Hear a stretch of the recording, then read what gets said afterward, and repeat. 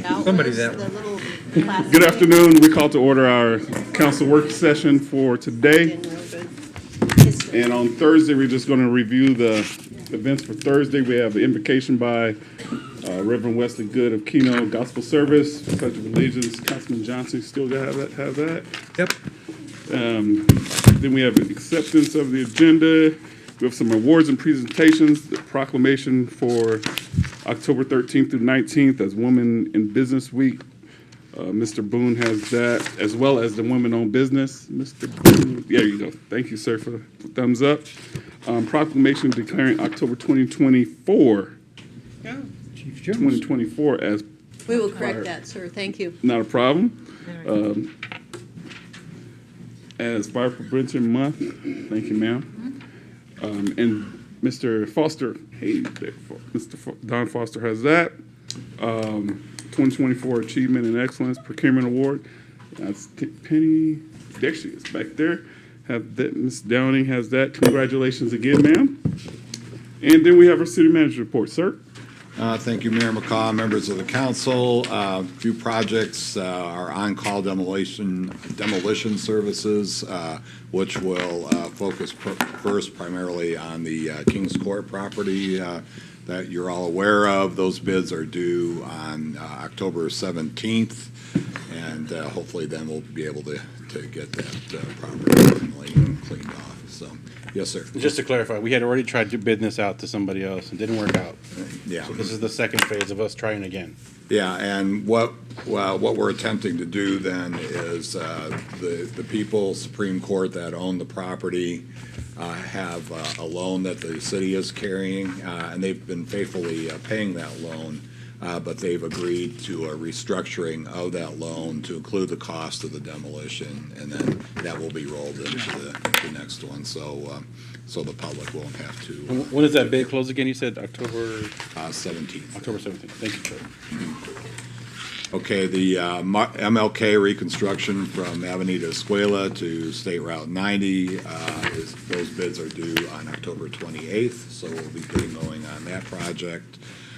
Speed bumps were installed on Tacoma. That work is completed, and certainly will be a help for keeping the traffic slowed down in an area where there obviously there's a lot of activity and children playing. So we've got that going on as well. And then David just gave me the sales tax report for this month. And we're still running basically flat. Our year-to-date revenues are down 0.45%, and we're down 1.6% from this time last year. But because we budgeted very conservatively, we're still up about 1.5% for the year over budget. So I can't really say this is a great sales tax report, but it is summertime, and hopefully things will pick up as we move into the fall and the holiday season. And I'll probably have a couple other items for Thursday to go over, so that's what I have tonight. Thank you.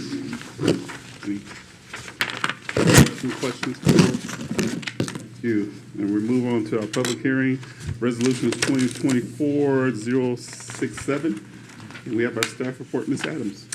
Mayor Mueller, Mayor McCaw. Thank you. Members of council, I don't know where that came from, sorry. The first item I'm going to have on Thursday is the liquor license transfer and interim permit for the Series 6 bar liquor license at the golf club. I'm sorry, I don't know the name. The Golf Center at Pueblo del Sol. The notice of the public hearing was posted on the facility, and to date, my office has not received any comments pro or con regarding the transfer of this liquor license. The police department has done their background investigation, and thank goodness I passed, so I'm very happy about that. And if approved Thursday night, this will be returned to the liquor board for final action on the transfer on Friday. We will ultimately update the name. The paperwork was submitted prior to the unveiling of the new name for the facility, so it was not put in the paperwork, but we will get everything all matched up, but the transfer will happen with this paperwork. All right. Any questions, comments? We'll move on to 068. Back to you, ma'am. Staff report, Ms. Adams. Mayor McCaw. Thank you. And members of council. This is a new application for a restaurant liquor license for Guadalajara's Sierra Vista. Again, the notice of the public hearing was posted on the facility, and staff has not received any comments, pro or con. A background check did identify that one of the applicants did have some issues in the past, but had satisfied the police department's curiosity about those, and they have no objection to this going forward. And if approved on Thursday night, it will be forwarded to the liquor board for final action on Friday. Excellent. Any questions, comments? It's good to see something moving into the old Outback. Yes. Yeah. It's been vacant for a long time. Yes, they have an address of 99 South Highway 92, which is the old Outback, so it's good to see someone going back in there. All right. And we're going to resolutions 2024-069, staff report, Ms. Fisher.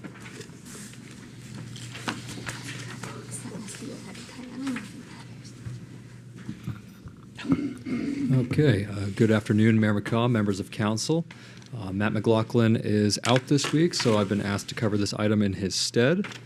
Once again, we have the latest program year consolidated annual performance evaluation report, also known as the CAPER, which is up for your consideration. The latest program year is defined as taking place between July 1st, 2023 and June 30th, 2024. So the city receives an annual entitlement allocation of community development block grant funds from the U.S. Department of Housing and Urban Development. The majority for this time, or 70% of the funds, went towards Soldier Creek Park's improvements, which include the 2 new slides that were constructed there, as well as some of the ancillary improvements around the park. For the total of $205,561.70. The emergency home repair program concluded with $11,000.02 expended for 3 households. $12,360.56 went toward the construction spec phase of the Montebello fire safety improvements, with the project expected to be out to bid later this year. $32,657.76 went to administration.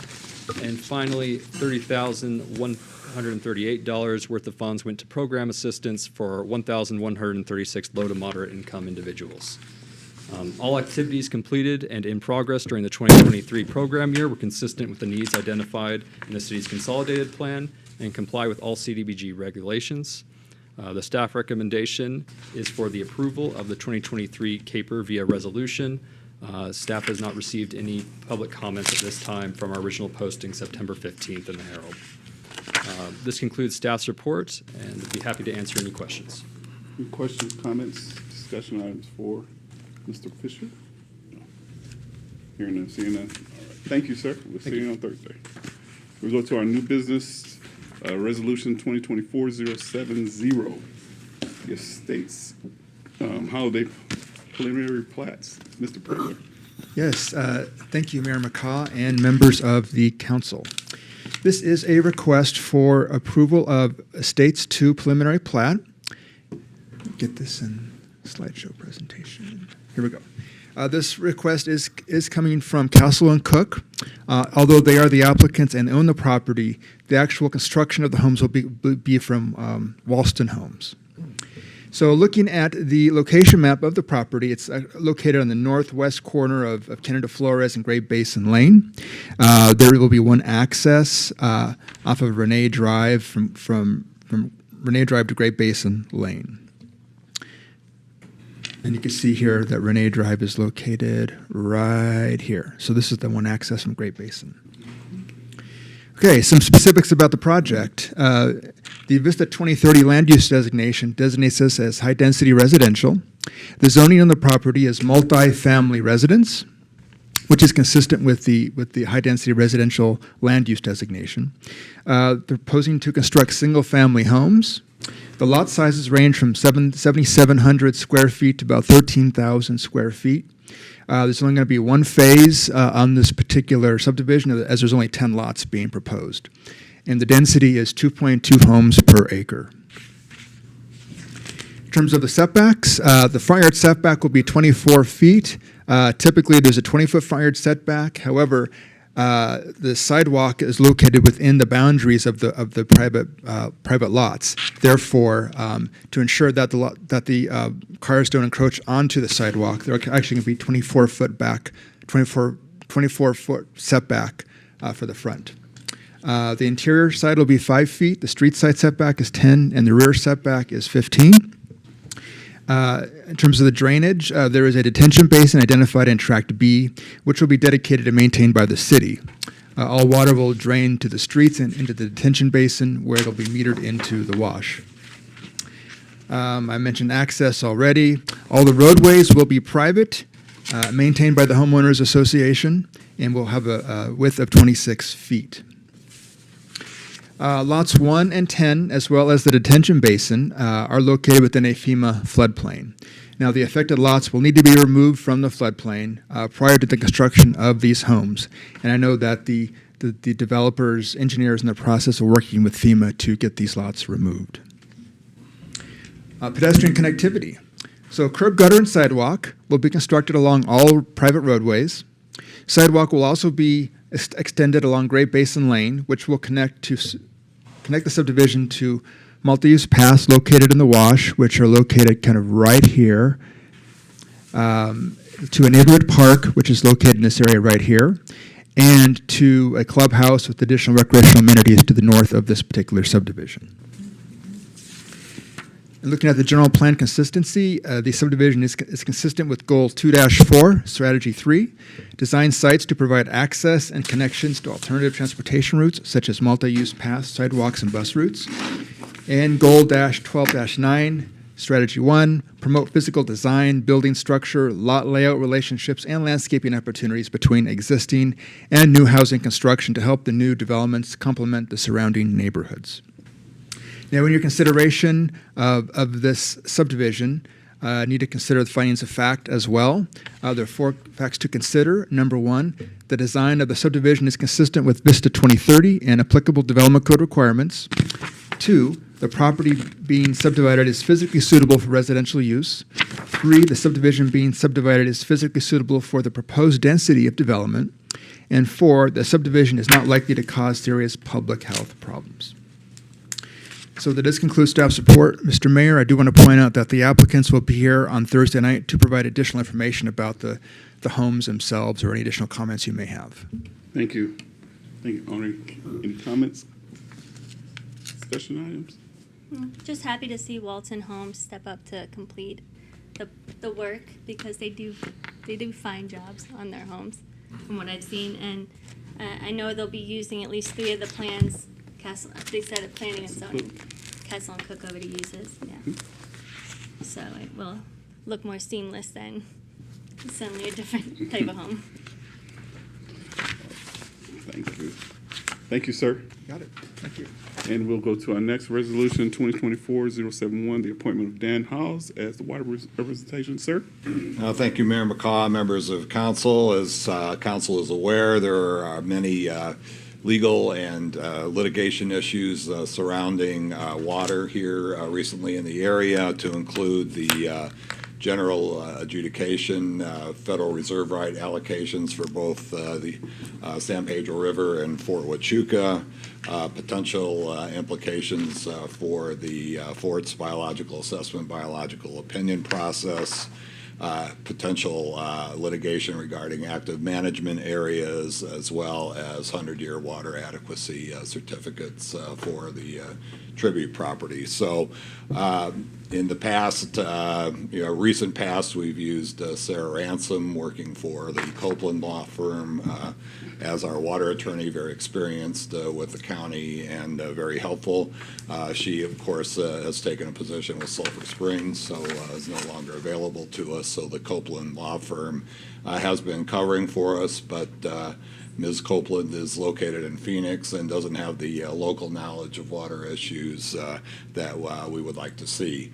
Mr. Hawes has been the Fort's water attorney for forever, as long as I can remember, 30 years or so, and is very experienced in all of these various water issues. He is now retired from Fort Huachuca, and we will be retaining his services upon approval by the council of this resolution, and I think that will be of great benefit to Sierra Vista to have him. Thank you. Thank you, sir. Any questions, comments, discussion? No questions? We'll go to the next item. Thank you, sir. The next item is Resolution 2024-072, Personal Rules and Regulations to Added Paid Parental Leave. Good afternoon, ma'am. Good afternoon, Mayor and Council. Thank you. Before you this afternoon for your discussion and possible action, I have a resolution to amend the personnel rules and regulations. This resolution would be to add the paid parental leave benefit. The intent of this benefit is to give parents paid time off to have the opportunity to care for and to bond with children.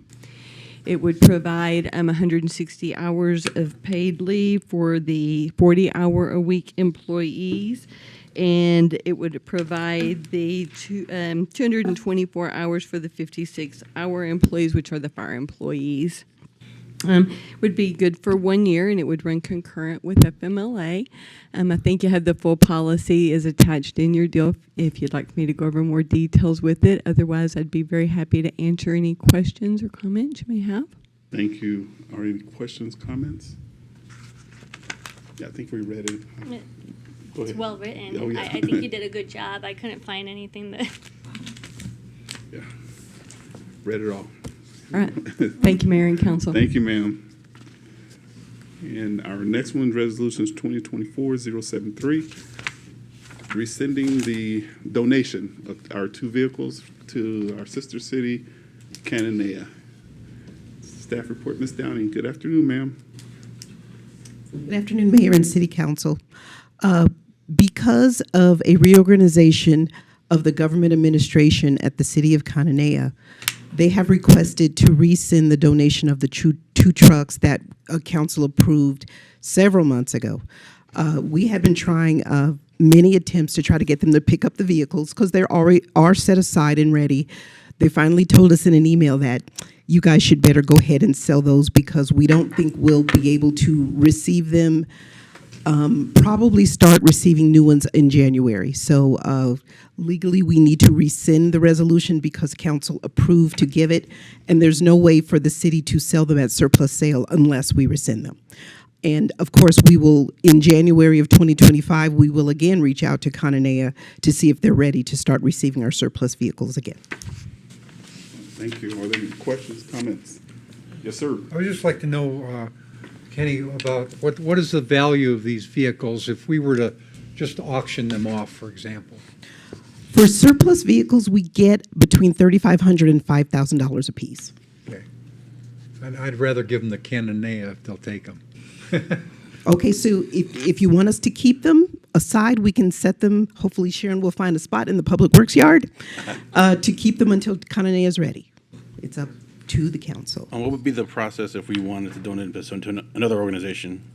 Like to another city. Another, I don't know. I would. Or like a different city or different agency? Different city or different agency. Well, our city surplus technician could reach out to other agencies to see if they wanted them locally. We would try to stay within Cochise County because those are the people we think would benefit. Right. But it's up to the council to make that determination, what you want us to do, and Like we'll if do there what you was ask. organizations out there locally that are needing vehicles that can't afford them right now, they could just use these. You know, we could donate it to them instead. Not to get into the whole giving stuff to nonprofits because then that gets into a different area. But I mean, if they don't want to take them, then I'd rather give them to somebody that can use them right now instead of have them sit somewhere and rot further. It's kind of my thinking anyway. Yeah, wouldn't that be in violation of the gift clause, however? That's why I asked what would be the Well, donating to Cananea is equivalent to donating to another government agency. So as long as it's a government, then the donation would be the exact same as you're doing to Cananea. Okay. So Just my thoughts. Okay, so I'll get direction on Thursday. Okay, thank you. Thank you, ma'am. And that will be it for Thursday, The call to the public and comments by the council. On tonight, we have our first presentation by Launch on Demand, the service to reentry site. Sir. Mr. Mayor and Council, I just want to do a quick introduction. So this is really the culmination of several months that we've been working on the feasibility study for the Spaceport reentry port. We're also joined by Kit Carson, the Chief Technical Officer for Black Star. You've got the full study, should have in your packet. And I just want to do a quick introduction to the Chief Operating Officer for Launch on Demand, Kevin Hatton. And we'll take any questions when he's done. Thank you.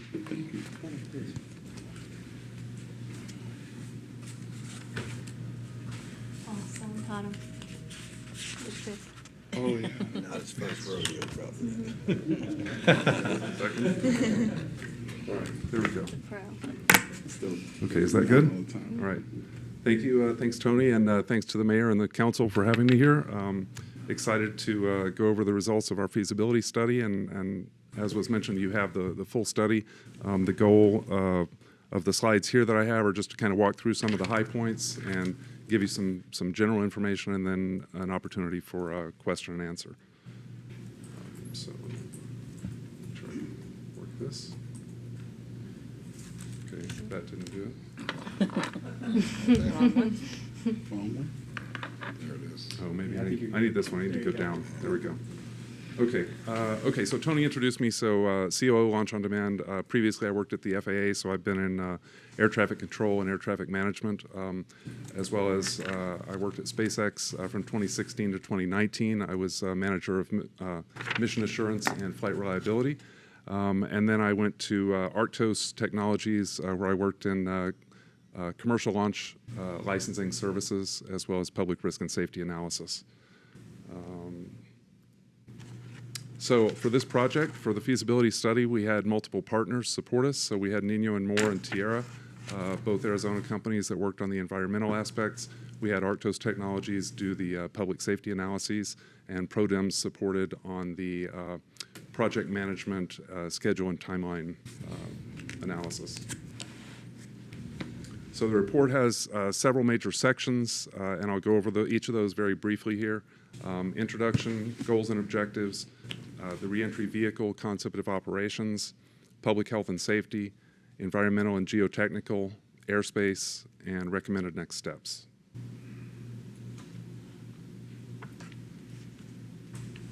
So just in terms of a little bit of background where we are in the space industry right now, we're seeing really a massive acceleration and growth in launch and reentry. You can see from this slide, as recently as 2020, there were only 33 FAA licensed launches and reentries in the United States. In 2023, last year, that had more than tripled to 113. I checked as of today, we've had 117 so far this year, and we still have 3 months left to go, so we're definitely going to far exceed the 2023 numbers. And FAA projections are by 2028 to reach potentially 338 launches and reentries. And this is just a graph of that from the FAA showing the growth. The red and blue lines are the projections, future projections. The low and high end, again, that high end being 338. This is driven by a variety of factors. Commercial interest in manufacturing. We have a variety of different industries that are interested in going to space and doing work in space. We also have interest from the public in terms of commercial space for tourism, and so we've seen many of those flights happening within the last couple of years, and that's expected to grow as well. So growth from a variety of different sectors in space. So this is a map of the FAA's licensed spaceports in the U.S. The key point here is licensed reentry sites, which are indicated. I doubt anyone can see it, but the little red, there's a little red capsule with a balloon, and on the right side of this, there are two of those. There's one at Huntsville and one at the shuttle landing facility, the old shuttle landing facility in Florida. So what you can see from that is there's only 2 currently licensed reentry sites in the United States. Sierra Vista could become the 3rd if you decide to pursue that path and get an FAA license, and that would be the first licensed reentry site west of the Mississippi in the whole western United States. So there are advantages to operators to be able to come back to different locations. There's also logistical advantages depending on where you want to move your payloads to and from. So having another reentry site in the West would be very advantageous. So again, in terms of national interests, in 2020, President Trump signed the National Space Policy for the United States, and this directed government agencies to work to, among other things, develop infrastructure and services that will enable science-driven exploration.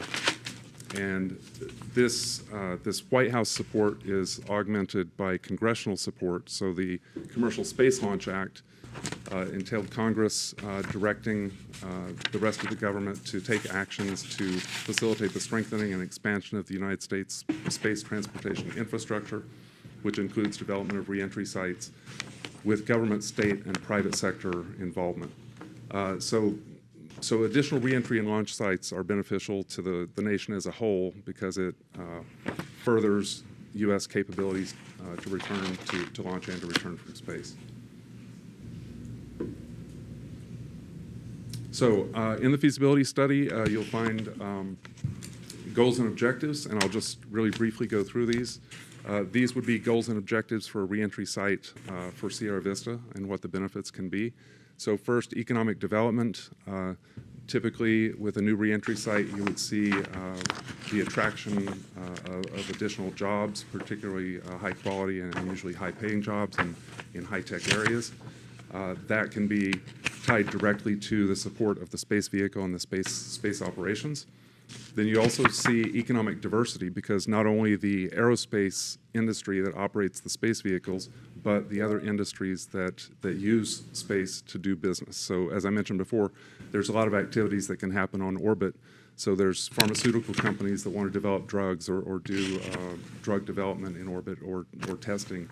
There's food and beverage companies that actually do that as well. The cosmetics industry actually does business in space. So there's a variety of different industries. So a launch or reentry site doesn't just attract business that's interested in aerospace, but it can attract other types of businesses that want to do business in space. Improving airport utilization. A great benefit or a great asset that you have at Sierra Vista is you've got a 12,000-foot runway. So having that infrastructure already in place means that it reduces the amount of resources you have to expend to be able to support the reentry, and it also increases your utilization of an asset that you already have there. Educational benefits, obviously universities and academia are interested in space. They're interested in often doing experiments that go to space. We see lots of student groups at different universities that want to send something to space and bring it back as part of their work. Also, you have the benefit of having a reentry operator that can provide educational opportunities, such as internships and other exposure to high-tech space industry. And then finally, promoting Fort Huachuca. We have Cape Canaveral on the East Coast and Vandenberg on the West Coast that are both Space Force bases with associated launch and reentry capabilities. So adding a reentry capability to Fort Huachuca would be a benefit in terms of having an association with a DoD entity and a supporting space infrastructure. So a little bit about the concept of operations. When we talk about winged reentry vehicles, many people are familiar with the space shuttle that's been retired, but this kind of gives you an idea of the relative sizes of what we're talking about for these newer reentry vehicles. The Black Star space plane on the left, about 8 by 4 feet, so considerably smaller than a shuttle. And then in the middle there, the Dream Chaser, which is built by Sierra Space and also is planning to launch to orbit soon for the first time, is another vehicle that's out there that would be capable of landing at Sierra Vista.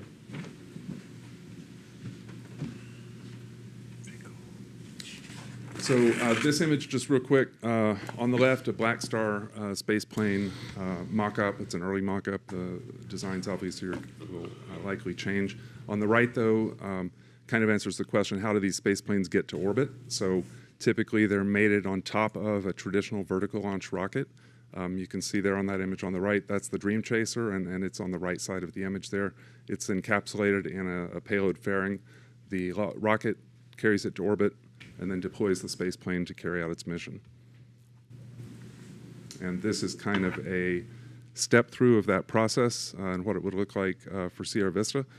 So on the lower left, the launch, again, the space plane would be launched on a vertical launch rocket. That can occur at any traditional launch site. You could launch it from Florida or someplace else. It reaches orbit. It's deployed.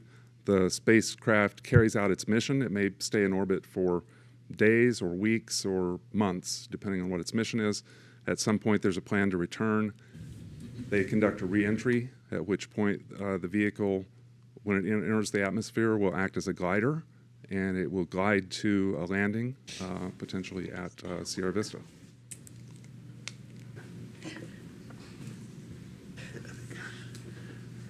So for public health and safety, we did an analysis of some trajectory information that is generic trajectory information. So until we have an actual trajectory for a specific mission, this is just a generalized approach of a similar spacecraft returning. So this is what an orbital trajectory reentry would look like, coming in over the South Pacific, crossing over Mexico, and then across the border to Sierra Vista.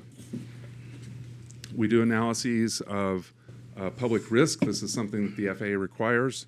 And this involves taking a look at the trajectory, the vehicle, what types of materials are on the vehicle, what types of debris might result if something happened to the vehicle in the atmosphere. And then we look at populations on the ground. We also look at airborne populations in terms of aircraft for airspace that needs to be used. These images here of ground populations. So all that data is taken into account along with what are the probabilities that the vehicle could fail. We do those analyses. That's required by the FAA as part of the licensing process. And then we get results. In this case, the preliminary results were the expected casualty number is the risk to the public number. And it came up, as you can see here, it was 6.23 times 10 to the minus fifth. So that's about 6 in 100,000. So the regulatory requirement is 1 in 10,000. So what that means is the analysis showed that the risk was below the FAA thresholds, and so it's within the allowable risk thresholds by the FAA.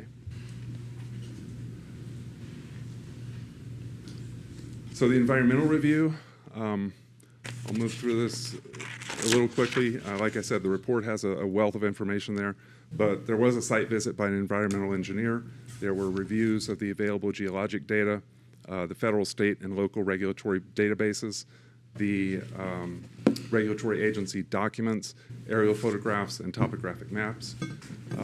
Essentially, the takeaway from that was that the information reviewed for this report documented no significant environmental impacts within the project area.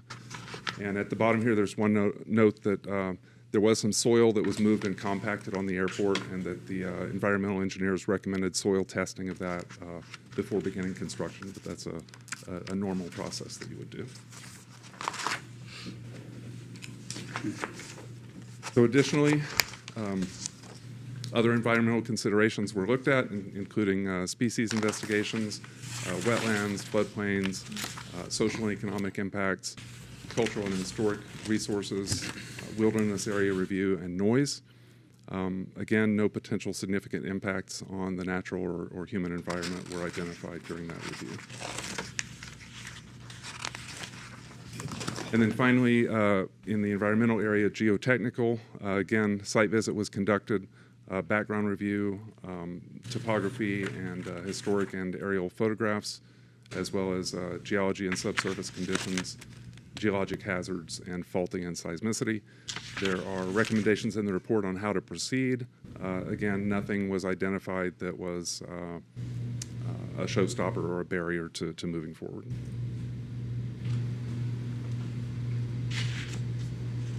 Airspace was reviewed. Images here on the left of low altitude airspace, as well as restricted areas and military operations areas. On the right side, high altitude structure. The again, as mentioned, the Black Star spaceplane is relatively small at 4 by 8 feet. Comes in unpowered as a glider, so there's not going to be noise or emissions in the terminal area. There is a potential that when it lands, different space planes have different mechanisms for their landing gear. Often, for instance, the Sierra Space Dream Chaser doesn't have a nose wheel, it has a landing skid. And also, once the vehicle lands, it's not going to have power to taxi off the runway. So because of those reasons, it can't turn itself off the runway and it can't power itself off the runway. So typically they use a tow or some type of vehicle that comes out to the runway, tows the spacecraft off the runway. So that takes a few minutes. So in terms of airspace impact, what that means is your runway is closed for a few minutes while that vehicle is recovered and moved off the runway. So we found no significant impacts on the existing lower or high altitude routes. I mentioned before that flight safety analyses do look at hazards to people aboard aircraft, so the FAA requires airspace to be closed for launch and reentry missions, and the extent of that airspace depends on the details of the specific mission. So we couldn't provide that at this level until we get more detailed information on a specific mission.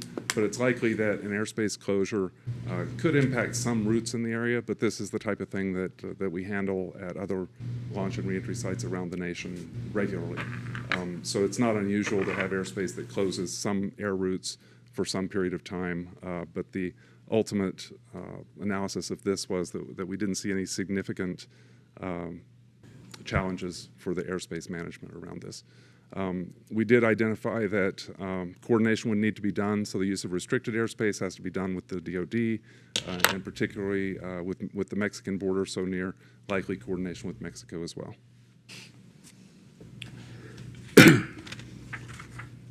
Okay, so recommended next steps.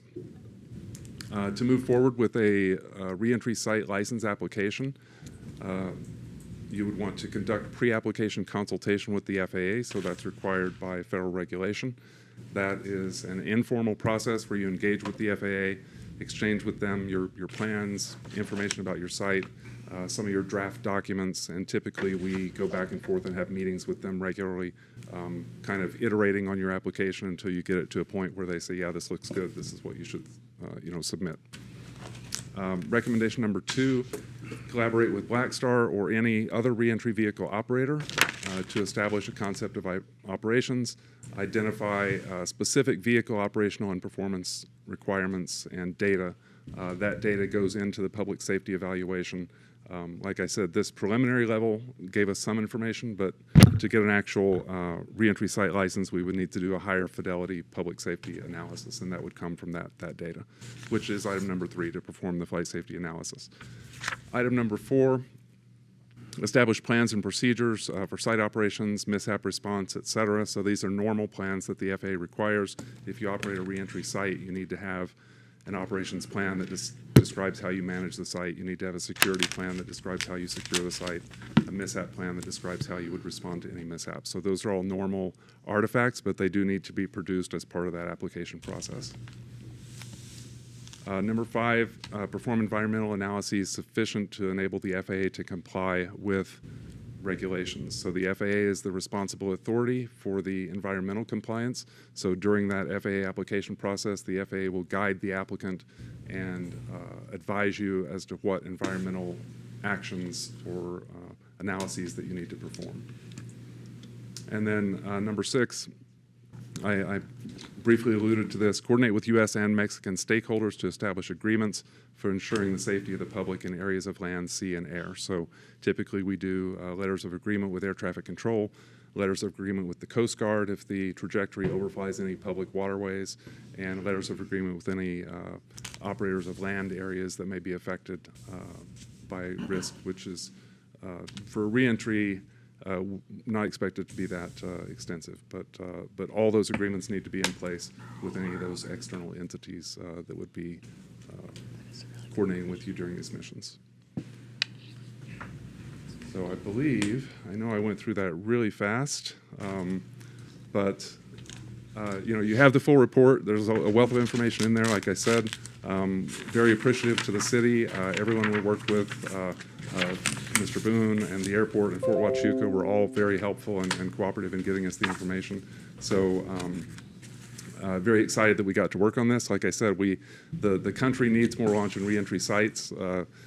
Operators are asking for it, so I know there would be interest in this. And so happy to answer any questions that you have. Thank you. Any questions? Yes, sir. No questions or comments. I mean, 75-page document was very informative. A lot of stuff in there.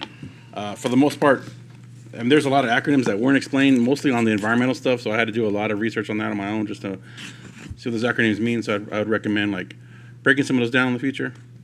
But otherwise, everything else was good, acronym-wise, because a lot of this is not familiar to a lot of people. So I really appreciate the information. Some of the stuff, the findings seem pretty simple. Like, did we not just move Mount Dooley from one place to another? So like that dirt didn't go very far. But I know that's an easy fix, right? I mean, that would be an easy certification of our soil that we didn't bring it from somewhere else to, we moved it 100 feet or whatever it was, I think, right?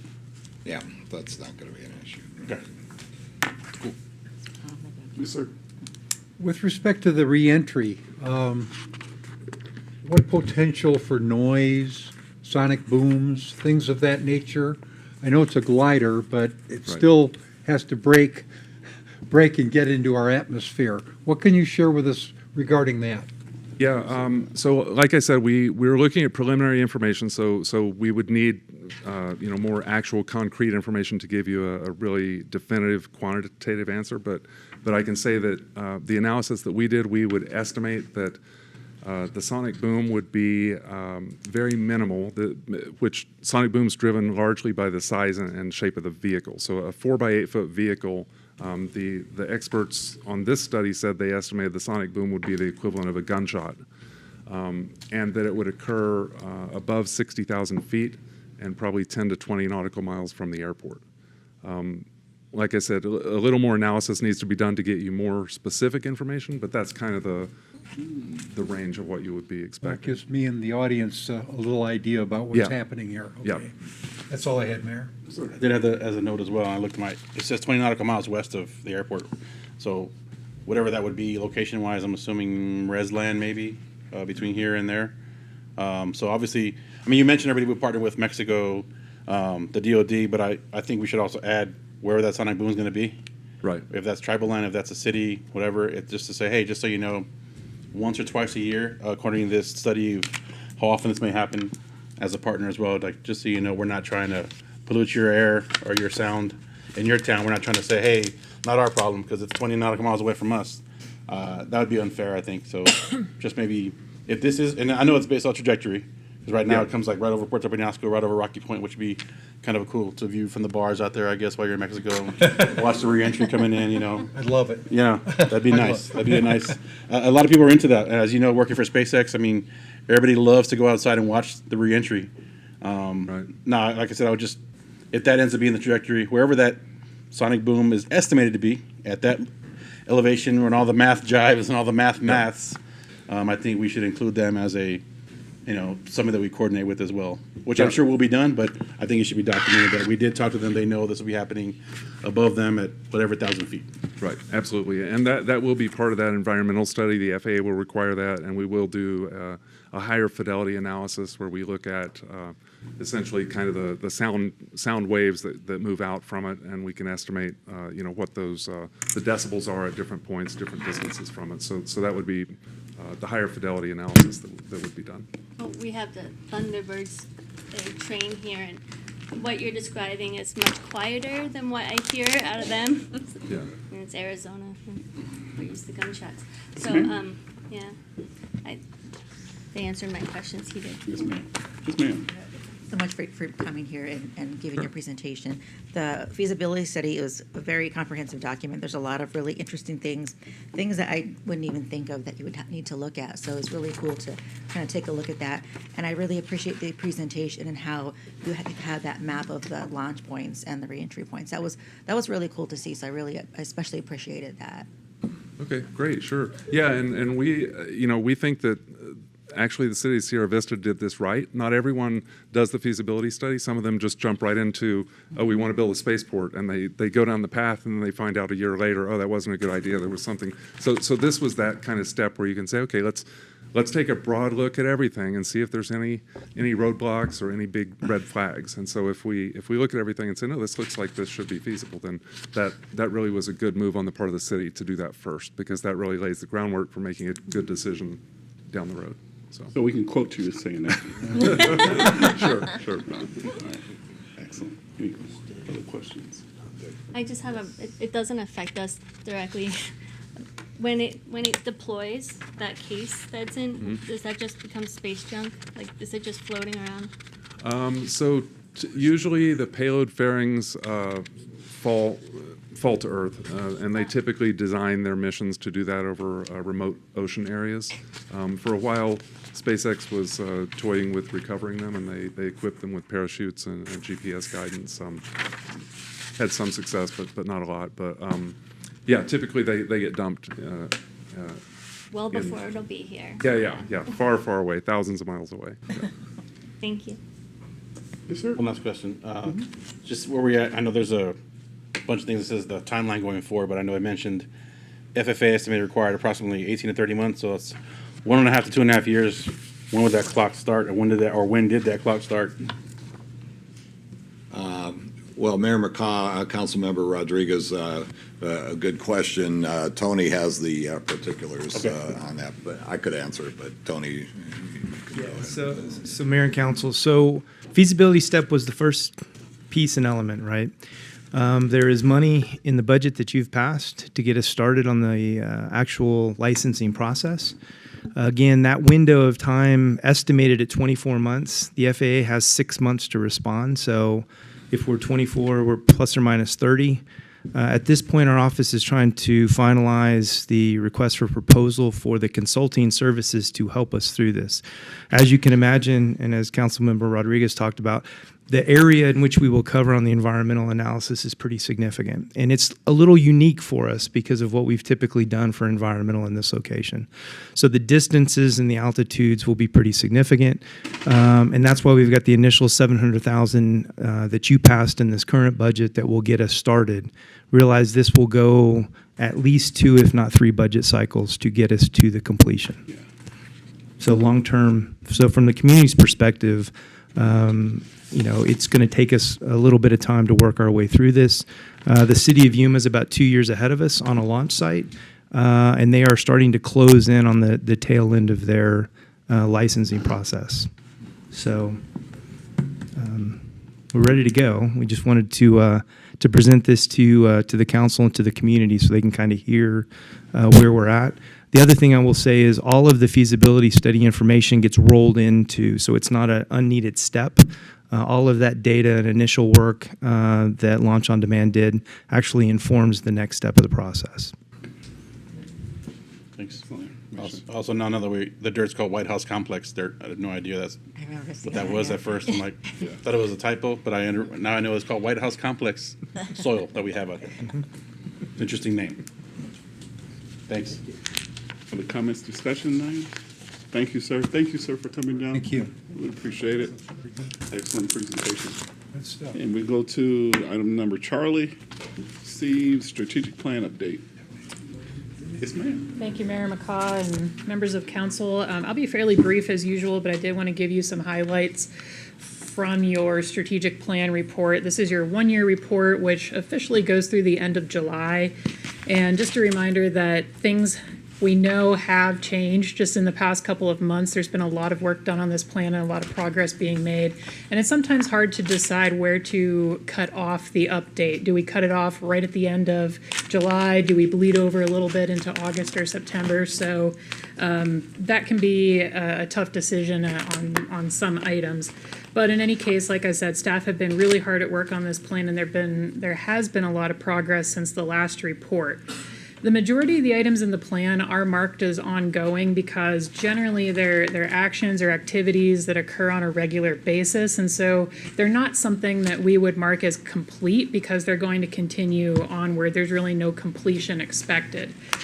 There's two items I wanted to mention specifically that will definitely change in the next report, because I don't want any confusion, because we just had some presentations and some of the events just occurred. And those would be priority 1, which is related to your pavement condition index survey. It was definitely on schedule through July because we were still reviewing the report. But as you heard in September, that one I will be marking behind schedule in the next report, as I think we'd all generally expect, given that you heard that our average PCI did slip in this past report. So you'll see that in the next strategic plan report. And then Initiative 12.2, that's on Hummingbird Month. We did have a great month of activities planned. We'll be marking that one complete, and you'll get a full report on all the wonderful activities that happened during that month that our Parks and Recreation and Library Department planned. So back to the priorities and initiatives marked ongoing and the highlights of some of the progress that's been made since January. Priority 2 and 3, those were addressing the unfunded liabilities of PSPRS and the general fund reserves respectively. If you recall from your mid-year financial review, headway was made on both of those items using the $5.6 million fund balance from fiscal year 23 when the books were cleared and closed, and that was $1.2 million to the police department unfunded liability, $750,000 to the fire department unfunded liability, $2 million to the HERF fund, and $1 million to the capital improvement fund.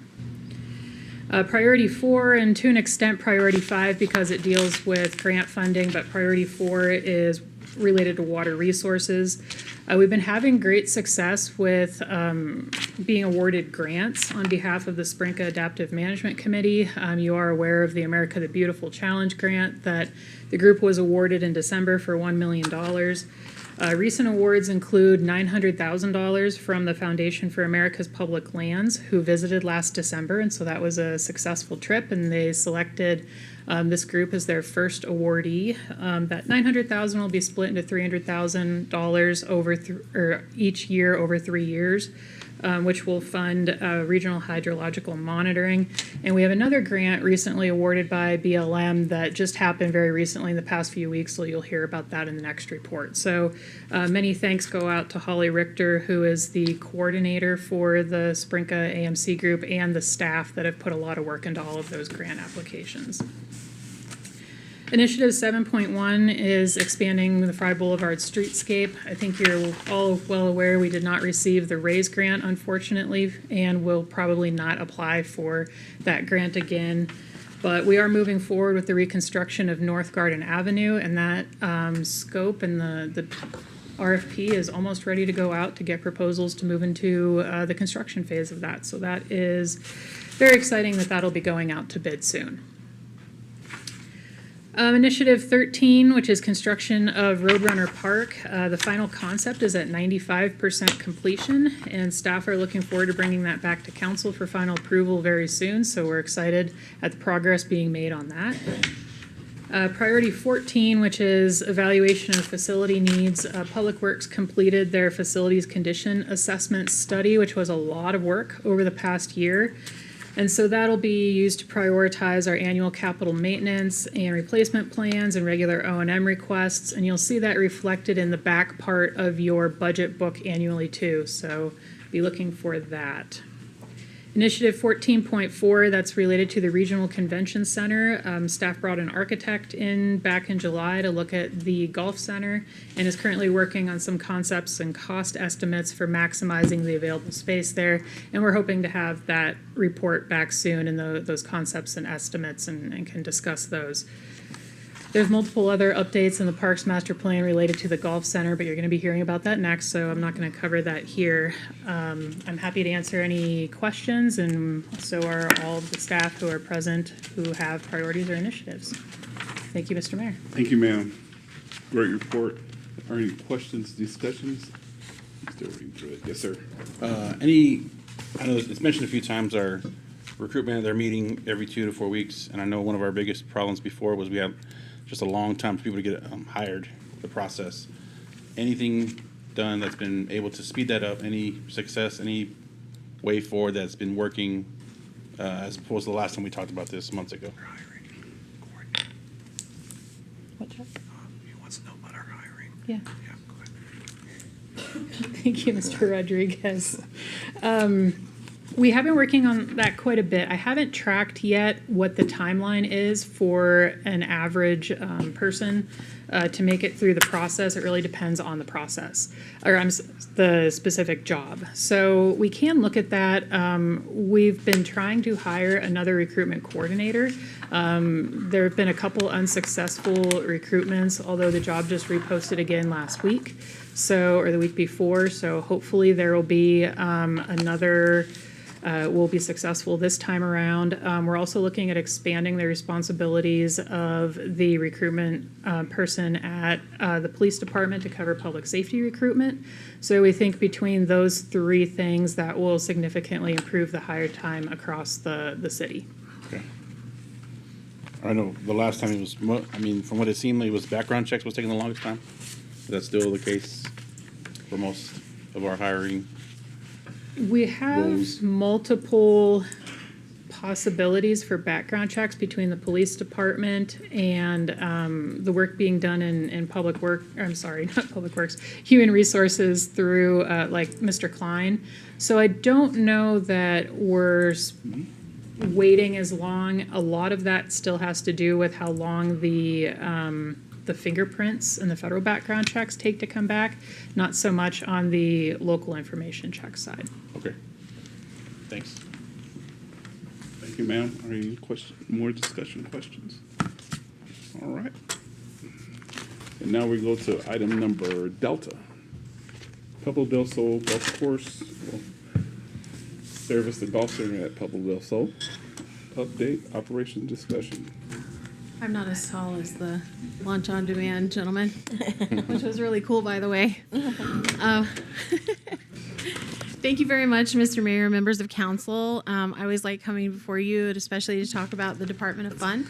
And very excited to talk to you today about the progress we've made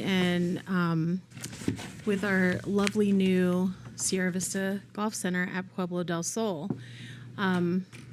I'm going to go over some highlights about what we have done in order to get us over the finish line from acquiring the property. And then I'm going to introduce you also to the folks from Paradigm who are here joining us today. And they'll talk to you about the operations of the center itself. And then at the end, we'll go over the swimming pool discussion. So congratulations, you're all the proud owners of a brand new golf course, and it is fantastic. We worked together as a team. I just wanted to take a second to thank Tony Boone and the amazing Kenny Downing. Kenny has done so much heavy lifting on this. It was truly a group effort. And also I need to say a special shout out to John Healy, our sports and aquatic supervisor, who has been available for us to go through the logistical Olympics sometimes that comes with acquiring a new property, especially one that we had such a tight timeline on. I'm very proud of the work that's been done so far, and I think you'll be happy with the operations moving forward with Paradigm as our partner. The property recorded on September 6th. By some miracle, Paradigm Golf Group started operating that on the same day. So folks were able to go to bed with PDS going out of business on September 5th and waking up to Sierra Vista Golf Center on September 6th and still getting to go out on the course and have a meal.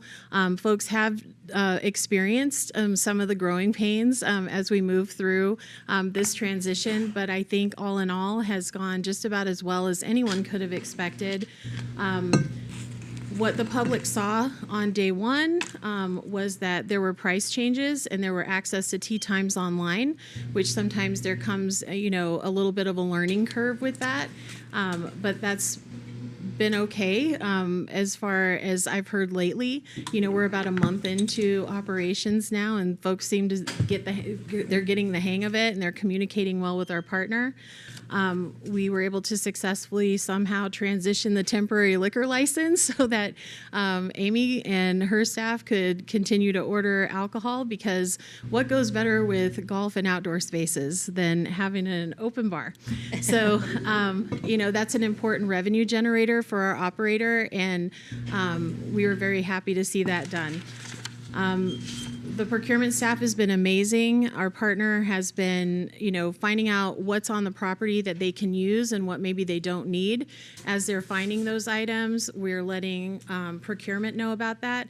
And the wonderful Steve Semezik is bebopping over there and picking those items up, and then they're showing up on our public surplus website. So any of the items that are on the property that the city or Paradigm will not use will be showing up online, and anyone from the public is welcome to bid on those items.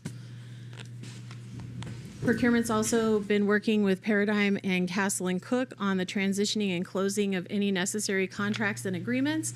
Those are going to be little hanging chads that I think we'll have out there for just a little bit. I know that was bad. Not during election season. Humor for an election cycle, but yet, here we are.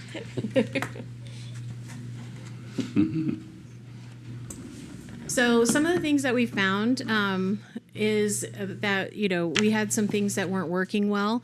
And luckily, Castle and Cook, I think, has been really outstanding in their support of our closing. And they had paid for our AC unit to be replaced in the golf shop. That was totally inoperable. If any of you were in there during the summer, you might have seen, a hole in the roof and there was condensation coming through on the floor. That's been completely replaced. And they have also paid for the update to the fire suppression system in the kitchen. That has now been completed. So we kind of had to work around with our partners at Paradigm, and we kind of got in their way a little bit, the price of progress, I guess, but to make sure that we're all in compliance there. We had health department, they noted some deficiencies after we took ownership. They came in and did an inspection since we were there as our initial inspection, found that some of the appliances in the kitchen were not commercial grade, and those have been replaced. We located I call it the hiding riser in the golf shop. Actually, Paradigm's insurance company flagged us on that one because they needed to have the tag from the fire riser in there showing that it was in compliance, and we found that it was located in a closet in the golf shop. Guess who found out that? John Healy. So it took about 2 hours of hunting around. We found that has been inspected, and happy to say that we are good to go there as of now. All is in order. We also had all of the fire extinguishers inspected, repaired, or replaced, making sure that we're all code compliant and that our partner has a safe place to operate and the best chance for success. Communicating, I think, pretty well with our public. I know that many of our friends are here and looking to talk to you guys today. I've been getting lots of emails and phone calls. I spent a lot of time at the golf course, and so have been talking to people one-on-one in group settings, answering emails, all kinds of stuff, and I know you have been doing that as well. Our partner at Paradigm is very good on communicating on social media. I think some of their Instagram posts have over 100,000 views, so it's important for them to communicate and let people know about specials and things going on.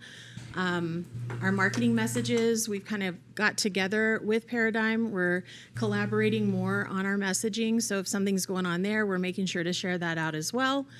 And then we invited Paradigm to come out to Oktoberfest, and they were able to interact with the public and take questions on site, and had a lot of interactivity with our folks from there as well.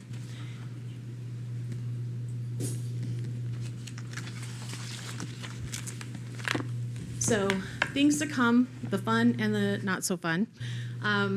The driving range upgrade is working its way through the process now. Ms. Kenny is working on that with Paradigm and with KE&G to cover the driving range area. That will include 21 covered and lit bays with dividers, electrical work, establishing the infrastructure for communications and internet capabilities. They've been coordinating, KE&G has been working with Allo in order to get fiber infrastructure there at the same time, so we don't have to open things up twice. They'll actually coordinate that. Adding concrete for future seating areas, LED lights for night usage, lit targets, and It's important to note that we are providing the infrastructure. Paradigm is making the investment on the in-range system. Over a 10-year period, they'll be investing over $600,000 of their money into that. We are making an improvement to our property, which is our responsibility in our agreement as a capital improvement project. And all of that infrastructure is our property. If Paradigm ever leaves or for some reason we don't even want to think about, but if that happens, that is our property and it is improvement to our property. They are fully responsible for the in-range system itself. And also just to make sure everybody's crystal clear on this one, this is going at the current driving range site. It's an improvement to that. So I put future putting course with a question mark because we don't know about that. We're talking to Paradigm about that. And once they get a foothold here in the community, they have a lovely nonprofit that they might speak about later. And they're hoping to provide something maybe similar here that they have at Dobson Ranch, which is a family-friendly putting course. I think theirs is 9-hole at Dobson, and I'm like fingers and toes crossed that maybe ours would be 18, but I don't know. But it's something that we'll talk about and with our partners as things move forward. We know that there's an issue with one of the 2 irrigation wells out there. It's very old. The first week of operations, one of the switches went down, and so the lake got very low. That just was the timing that was just perfectly going to happen. We worked with Vern out there, who is the superintendent of the grounds that works for Paradigm, and he got a workaround solution. They had to wait for a part so that the system would set and automatically refill the lake. We wanted to get PDS water brought to the site during that time, and as luck would have it, they had a pump down as well. And so Vern did the best that he could with keeping and maintaining the grass and the property well irrigated, and he was able to do so. And we have since brought in PDS water that has recovered the lake, and the part that was also needed for our well has also been received. So we are good to go there. And so if you're visiting the site or if you're hearing things, the lake is full again. I was just out there over the weekend, and all the big fish were right up to the end. So they were very happy and not stuck kind of in the middle of the lake. Cart path repairs will be forthcoming for a discussion. I'm trying to find some creative financing solutions, and there will be more of that to come. Dead tree removals. There are a few dead trees on the property. We're going to be working with our parks maintenance team that will coordinate with Vern out there, and we'll go ahead and get those taken care of. They've been on the property for quite some time. And then updates to the clubhouse. Tony Boone is leading that project. And Tony, did you want to say a few words about the clubhouse? I'd like to have more. The short answer is we've gone through the facility with the structural engineer, and as was mentioned earlier, we went through an architect in July. Kenny and I are still trying to work our way through the contract with the architect and the plans. The intent is to provide a couple different proposals to enable you, to see where we'd like to go. The big issue is, can we open up the clubhouse to additional seating? So you've all been in that facility. You're seating about 90 folks on the right-hand side, and really the goal is to see how far we can expand that without potentially moving the kitchen and some of the other upgrades that may need to be done, such as the restrooms within the facility itself. But like I said, I would like to tell you that we had the plans and we're working our way through it. But the architect is backed up on their work on their end, so we are still working our way through that. So I would expect that you'll see some proposals, and we'll be able to show some concepts to the community, and then we'll be able to work our way through where we want to go inside the clubhouse.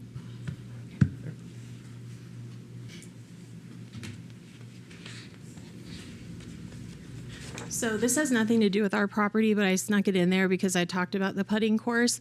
This is the stable located at Dobson Ranch, and this is the type of putting course that we're talking about maybe adding here in the future. It's very cute.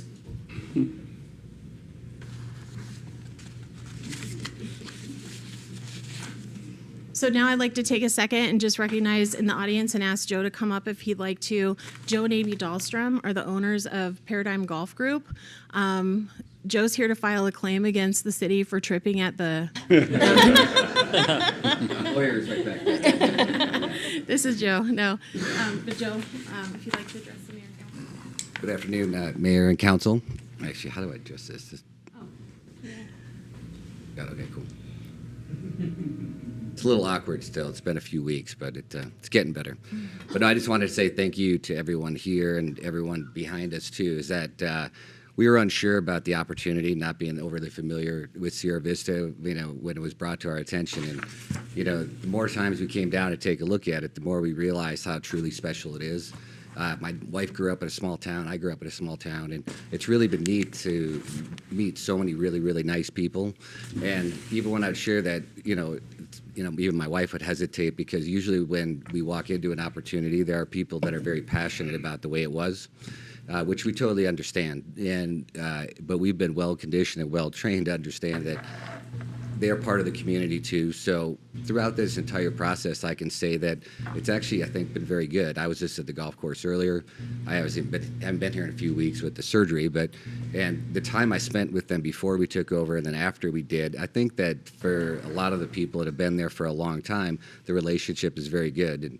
And with the pricing and the things like that too, we are not an operator that comes in and just says this is the way we do it, and no matter where you're at or what the demographic is. So we've been able to customize a lot of different pricing and packages and things to accommodate them, which is good for the business, but also good for them also.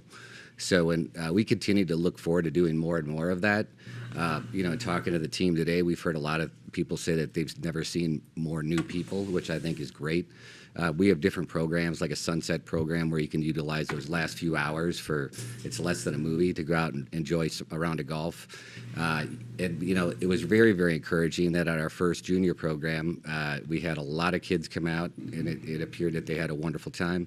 That's just going to be the first of many. It's something that it's a part of my wife and I's mission too, because we really feel that golf can be a lot more than just a sport. It's a place for kids and people, and even like the adaptive groups, the veteran groups, and all that. And it really it's such a beautiful property, and we really feel like, based on what our mission is, what the city's mission is, that we work together to provide a lot of great opportunities in a very non-traditional way, because golf has been pretty set in stone for a long time. We found out a long time ago from a business model, but also just utilizing it for good, there's so many different ways to do it. So there's more to come with ladies leagues and leagues for all different groups of organizations to utilize unused time. And then also, just to expand on the in-range a little bit, when we got into that business, we didn't really know what to expect, because it's different. I mean, and it's super neat, but how the traditional people would feel about it, and how welcome would a non-traditional or somebody that's not been to a golf course feel. And I encourage, if you get up to the valley, we'd love to have you come out and see it and be our guest. But usually for a good period of the day, you're going to see young girls, boys, dudes with tattoos, guys with suit and tie on. I mean, it's the most diverse group of people you've ever seen, because it takes away like the 3 historical challenges of traditional golf. It's too expensive, it's too difficult, and takes too long. Where you can utilize the technology, if you want to improve your game, but just to get together with friends and family to get out there and still enjoy the game in a way that's not threatening or overcoming. And you have the music, and I think it takes away that stigma of really getting people out there to, just enjoy it and have fun. So we're really excited to get that going and going forward. As far as the property is concerned, we've been promised by the end of the month we're going to have a whole new set of golf carts, 70 new golf carts, which are state-of-the-art and very nice. We've ordered several pieces of equipment, $200,000 worth of equipment for Vern, because a lot of the equipment is deferred. So that's going to be very helpful. Some will be here soon. Some will take a little bit, just based on the supply chain. But we are going to continue to invest in the property and make it better. And because along with this, the community also, we've invited a lot of people down, whether it's a real estate agent, because we ended up buying a home down here, and then also just friends or just people that work with us.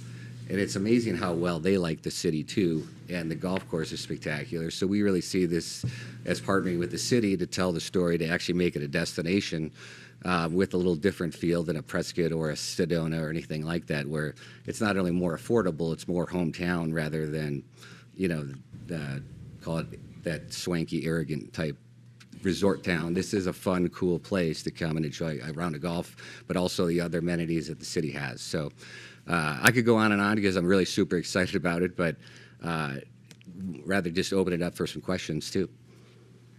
Questions, comments? Comments? Yes, sir. Thank you, first of all, Amy and Joe, for being here in person. It means a lot. Obviously, when somebody comes out here and sits through our meeting, we're over an hour already, so thank you for sitting through it. But I've seen you guys out and about in the community, like Laura said, already participating in things. You have your people out there at the Oktoberfest. Ms. Cheyenne has those things that she's doing with our youth. I love that. Youth's obviously very important to me. Anything you guys are doing for the adaptive veterans, like you mentioned, just community involvement is very big, so I really appreciate that. You guys bought locally here too, so you can kind of go back and forth. You're not just like, you don't just own property here and we never see you, because we have enough of that already in our city. So thank you for not being that type of person. So I just want to thank you for all that, and looking forward to this getting better and better of a situation that we never wanted, but we got it, and you guys have helped us with the best outcome possible. So thank you for that. Yeah. And I can say that we've been involved with different processes with municipalities, and a lot of times it's a different mindset or anything like that. And Laura, Kenny, and Tony especially have been amazing to work with. Just the ability just to openly share back and forth like what the mission is, and along with everybody else. I met the police chief the other at the festival, and it's really great what you guys are doing, and we're very grateful to be part of it. I had an opportunity to stop by when you had the kids golf, as well as it was the kids in the morning, women in the afternoon. Right. Yep. And I think that's the most kids I ever seen out there in 30 years. So thank you for doing that. And I understand you're going to keep doing. Oh yeah, it's going to be regular. We'll have weekly clinics and all that. We're trying to staff it and get it going, but it's going to be a staple of the property. And the kids program is always free. We're going to do a lot of other things too. That's free. Yeah. For the kids programs, that we'll have the weekly clinics and all that, and the groups too. That this is your asset. We understand that, and we're going to help utilize it for the combined mission. But so the goal is really to help build the kids programs. And even one thing we've seen too is there's kids at Dobson that have expanded into the program and have excelled at a national level. The Laventrid sisters, and these are competing at a high level. There's a lot of kids that come every single week that aren't that overly passionate about golf, but they have a good time. And we do other things with them, other activities and stuff like that too. So the program is going to continue to expand and grow, and just going to continue to build a team down here to do it. And it's Amy and I's mission too, and it's part of the reason why we're going to be spending a lot more time down here too. What's the instructor to student ratio? Do you have one golf pro over there right now, right? Yeah, and then we'll bring down, we have a couple of people here locally that I think are interested in doing it. And then when we do it, we'll bring down a team of people to do it. In a clinic format, it can be from 1 to 8 or 10, but it's very structured in the way you do it. Yes, and then throughout the weekly classes, they have different levels that you can continue to grow with, based on your skill set. Because the kids that want to excel and play golf, we want them to continue to grow and excel with those kids. And the ones that are looking for more just enjoyment and goofing off, which is great too, they kind of stay at the different class levels as we go. So, and we're going to do a lot of different things with vendors and to get golf clubs. And we have a lot of golf clubs delivered monthly at Dobson for the kids program and the different people looking to play. I just got some G430s. Oh, awesome. He's ready to go. Yeah, I'm ready. Titleist blades, baby. Hey, what's the proposed hours of operation for the driving range with the lights and the music and stuff like that? Yeah, at Dobson, we sell the last bucket at 9 and it's over at 10. Okay. We understand here locally it's based on what, the demand level is, I guess, too, and, to be a good neighbor. But usually that's what we operate with up there. And then are the lights the same that's in this picture? No. Okay. Yeah, we had that stadium lighting. We actually when we got there, was already there. You would never do stadium lighting anymore because that would be very invasive. I just wanted to make sure. The nice thing about Dobson is there is no homes going that way. So the stadium lighting is not bad. It's actually very just modest LED lighting that they put on the front of the structure. It goes down. It's very non-invasive. And we have it. We had it in a temporary structure with our new clubhouse and the one in Florida, and there is residents probably more closer than here that never had an issue with it. Okay, thank you, sir. Yes, ma'am. Just also want to thank Paradigm and Lara, Tony, Kenny, John Healy, everybody that's been helping. I shouldn't be surprised at how smooth it went because Lara, you jumped into stuff before and like helped make magic happen. But I really am impressed with how well the transition went. I was expecting a lot more emails about or phone calls. But everything I've heard from the golfers, because I don't golf, but I do go to the clubhouse. I've been there a few times already, and it's awesome that you kept to your word. And I saw the same faces working there, and the food's still good, and it seemed to go. It was a smooth transition, and I'm just very grateful for that. With the exception of the pool, I know we're going to talk about the pool, but. Sure. With everything else, and it looks like we have a lot to look forward to, and I'm really happy that we have all that. We have a lot of progress to be made too. I mean, the transition's been really good. We're proud of the team, but I'll be down more, Amy will be down more, and it's only going to get better too as we continue to learn more about the property and the way everything rolls. So. I also apologize. When the lake was low, it's probably all my balls in there. That's where my balls always end up. So. They're all in the lake, so I'm sorry about You that. can come claim them. I think we got to scoop a lot of them. I stopped putting my name on them. It's embarrassing. I stopped writing my name on them. Yours and mine. Yeah. Thank you, sir. Thank you, sir. Thank you. So we'll continue our discussion. Ma'am? And how was your game on Saturday? You're good. Thank you. Laura, how was your game on Saturday? How was my game on Saturday? It was actually good for me at 109. Excellent. I'm honing in. I'm trying to break that 100. It's good for me. I'm a 34 handicap. What do you want? So it's all good. 36 holes, huh? No. No, if I wanted to go down, I saw something online that said you should just play 9. It's okay. I'm your typical recreational golfer. What can I say? So, do you have any questions for me so far on the transition for myself or staff before we get into the pool discussion? No? Let's move Okay. on. Thank you for the opportunity to talk about the pool today. I'm excited to talk about it too. I think there's been a lot of talk and a lot of rumors kind of going around.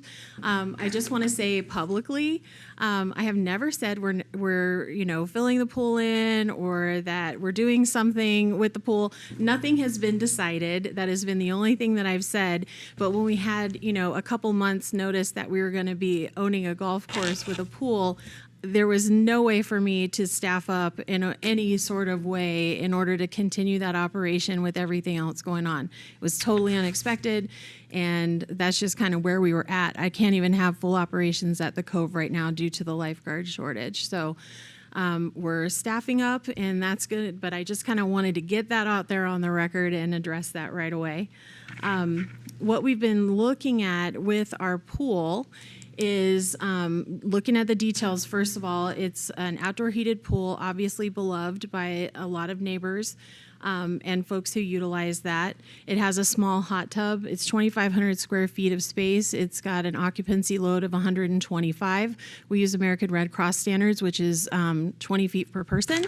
So easy math, 125 for 2,500 square feet. It was formerly membership-based and did not require lifeguards when it was a country club. Arizona state law requires that municipal pools owned by government agencies are staffed with lifeguards at all times.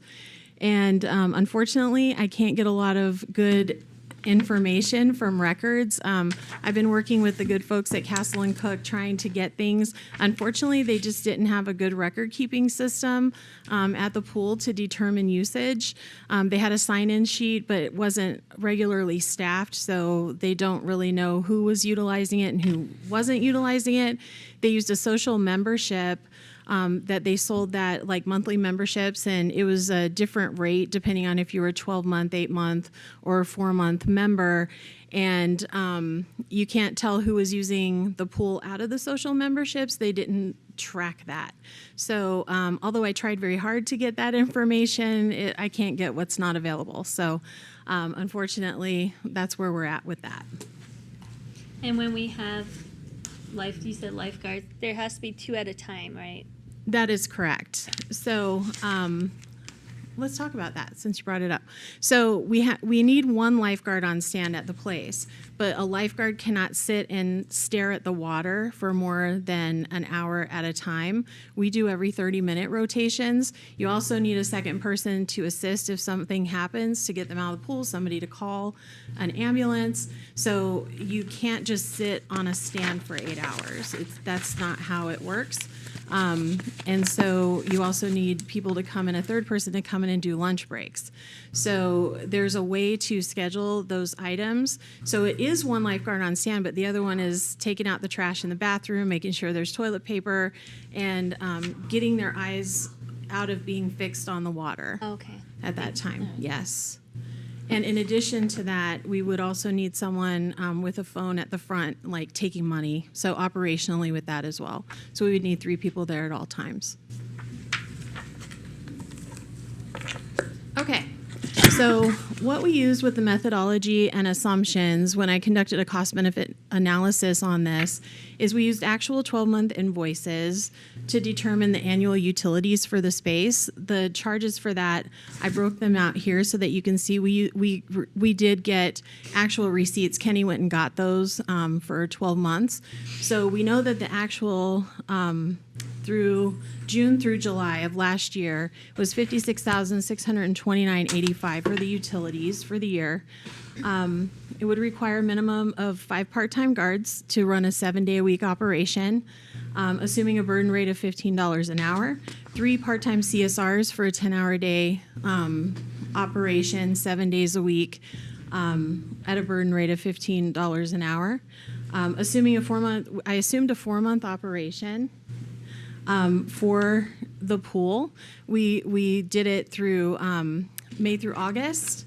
So anything that you see, if we ran it for a longer period, would increase the revenue capture. Ending it in August is our best chance of success. That's when we lose most of our students back to college. That's where we plus up for the summer. We keep those folks on payroll, even though they're not taking hours. So we may have 27 lifeguards on payroll, but we had a time where only 6 were taking hours because the rest were college students that went back. So that's where we were at with that. I use the current Cove rates at $6 for adults and $4 for seniors and children. We talked about that a little bit internally about could we add a premium rate onto this pool. I did not use that in my assumptions because I didn't know how I could charge more for a smaller area that could take on 125 folks versus our water park that has an occupancy rate of 750. And then assume full capacity daily for 65 adults and 60 children. I assumed that we would sell out every day when doing these numbers, when conducting this analysis. And I did want to thank also, I think Kelly's here, Kelly Burns. Hi, Kelly. Mm-hmm. And Kevin Motes for coming in. As I was conducting the analysis, there was a council meeting where we had some folks stand up and speak, and I actually ran into Kelly's wife, and I asked for his information, and we had Kelly and Kevin come in and spend 2 hours with myself and our team. As we looked at the numbers, I wanted them to feel like they were part of the process, and they didn't feel like we were trying to hide anything or drive our data into making a decision. That is not my job. My job is to serve what I'm asked to serve, and we will do so. And so I just wanted you to know that they were brought into the process and could see everything that we saw. So what I did is I took our utilities, which total the 56K. The staffing cost for the pool for 4 months would be $59,604.93 plus the utilities and maintenance. The cost for a 4 months operation, because you have your 12-month expenses regardless, that's still going to happen, is about $116,234.78. That would leave an annual balance of staffing that you could either roll into this exercise, or you could leave it to the side. But because we do 100% staffing in our budget process, that $75,890 needs to be reflected. So the total annual cost for the budget would be $192,125.21, not assuming any capital repairs or projects. The revenue on site fee, if we charge the full daily fee potential at 65 adults and 60 children, we're looking at bringing in $76,860, which leaves a delta, if you're just looking at 4-month costs, of about $40K, and if you're looking at annual, $115. By annual, you mean 4 months? The 4-month operational, if you're only looking at the 4-month operational costs, you lose about $40K if we were full every day. Oh, okay. If you're looking at the whole year, it would be, Got it. yeah, 115. What's the daily throughput at the Cove? I'm sorry? The daily throughput, or actual numbers at the Cove daily? It depends on seasons. Like, we had 12,000 in July, for the month of July.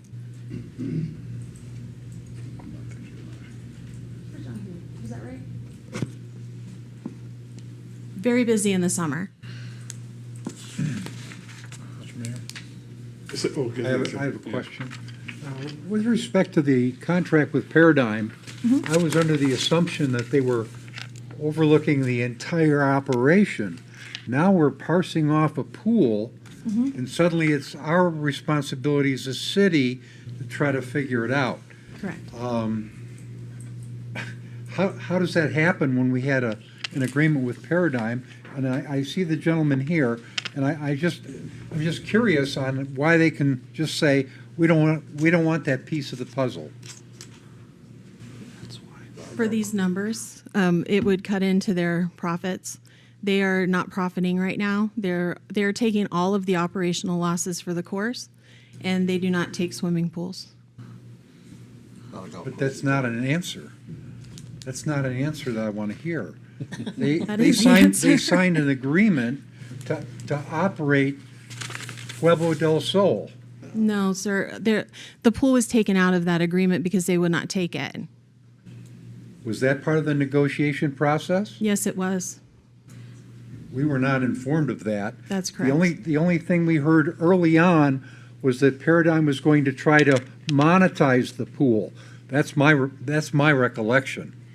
I may be wrong, but that's my recollection, is that they were going to look at potentially monetizing it. Yes, and Councilmember Johnson, that is correct, and they did look at that, and they decided it was not a good business decision for them. I was also under and maybe I misheard you at the previous meeting, or maybe it was after the meeting, because it's a city-owned property, we would have to staff we would have to provide the lifeguards, right? That is correct. It would be our liability, and that's part of the problem with the whole. Yes, Mayor Pro Tem Humphrey, thank you very much for that. You are correct. Even if Paradigm would have taken it, because it's a municipal property, they would have had to staff it the same way. They would have been responsible for having lifeguards at the property.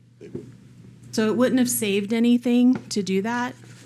This is not our golf center agreement with Paradigm. It's not a lease. They're not leasing the property. They're operating our property. So we would not be exempt from that requirement. Right, like That's the correct. country, when it was private, they didn't need lifeguards, but now it's government owned, so we have to have somebody there. Yes, ma'am. Yes, ma'am. Yes, sir. Ma'am. I was curious to know a little bit more about the Southwest Desert Images line. A little bit more information about. I know it says maintenance and supplies, but I was curious to know a little bit more about that. Councilmember Landry, thank you. Do you think they just did landscaping?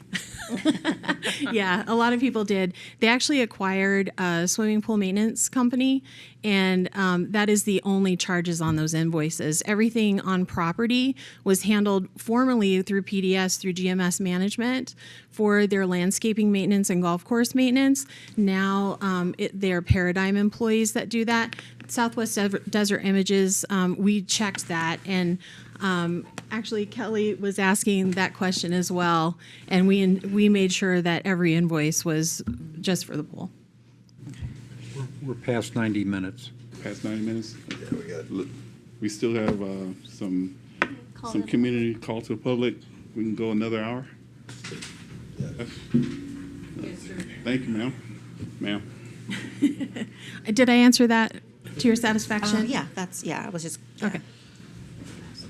So, right now we have a perfect scenario. We hire 5 people, seasonal 5 people.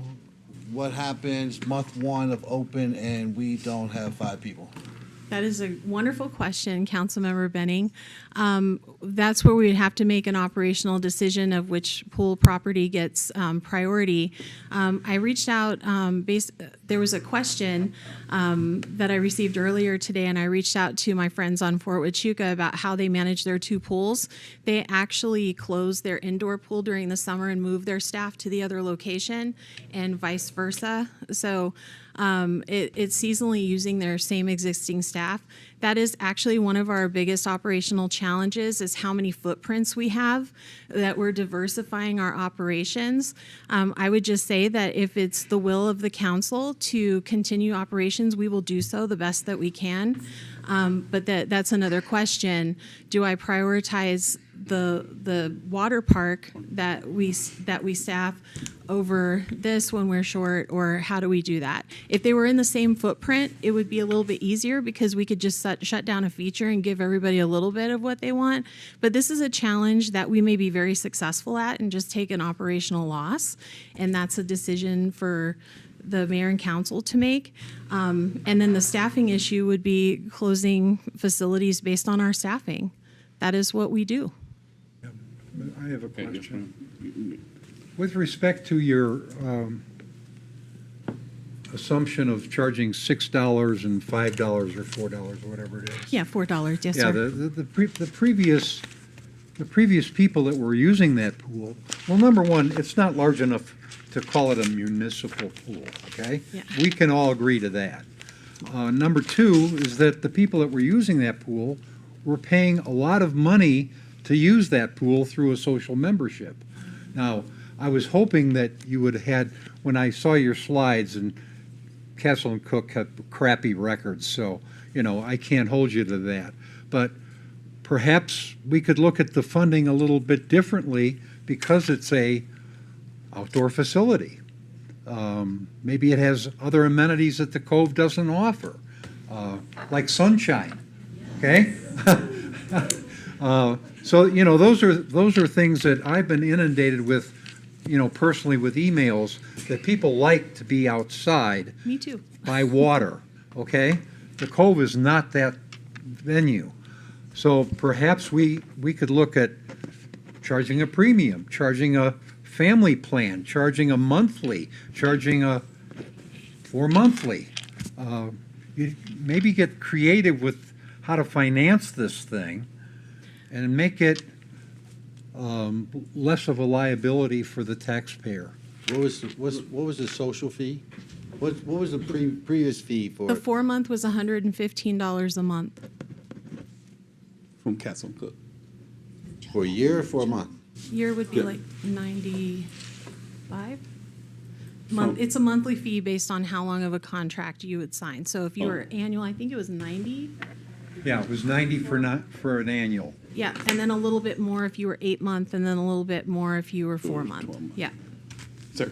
Yeah, Mr. Mayor, members of the council, all swimming pools lose money. I agree. Okay, so yeah, if you own one at your own house, you know that, and it's no different for the city. You have 2 operations that you subsidize. One is the transit system, the other is the Cove.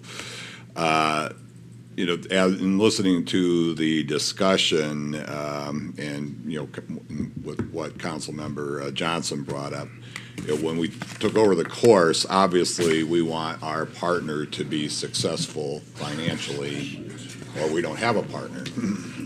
And then we're running it, and then what happens then? You know, we don't know the answer to that. So we're very fortunate to have Paradigm here. So I asked Ms. Downing to come over, because my question is, would Paradigm be willing to operate the pool if we subsidized it?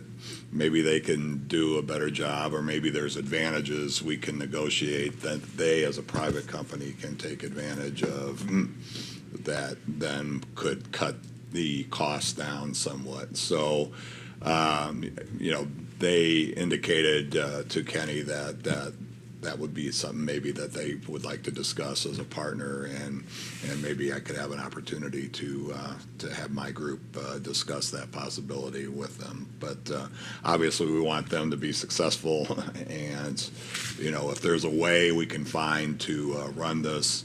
You don't have to make any decisions tonight on that, but by January or so, we have to have a decision, because there are some repairs that need to be done to the pool to affect that, and you know, obviously that's an expense that we would have to bear in order to run it next year. So if I can have the opportunity to discuss that with them, maybe we can refine these numbers and kind of get an idea how they would, you know, approach this as a you know, ongoing business.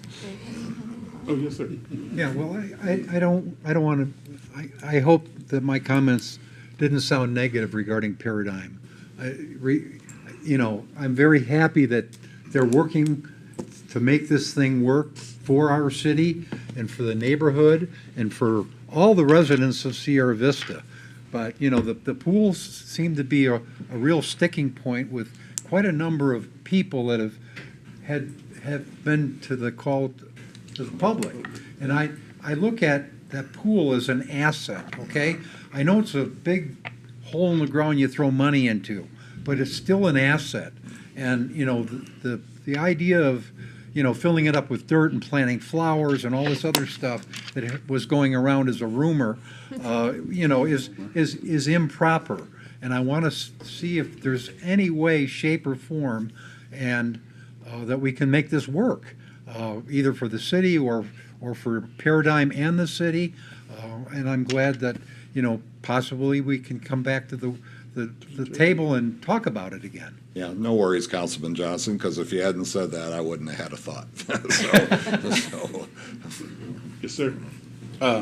I kind of echo what Councilman Johnson said when it comes to, like, I'd like to see what that would look like, pricing would look like previously, you know, like, hey, if we were to sell that, it's a different, look at it as a different operation, different pool, you know, what would, if we sell the monthly or whatever it was, how much revenue would that bring? Generally speaking, if people paid that before, then they would probably likely pay it again if they could still use the same pool.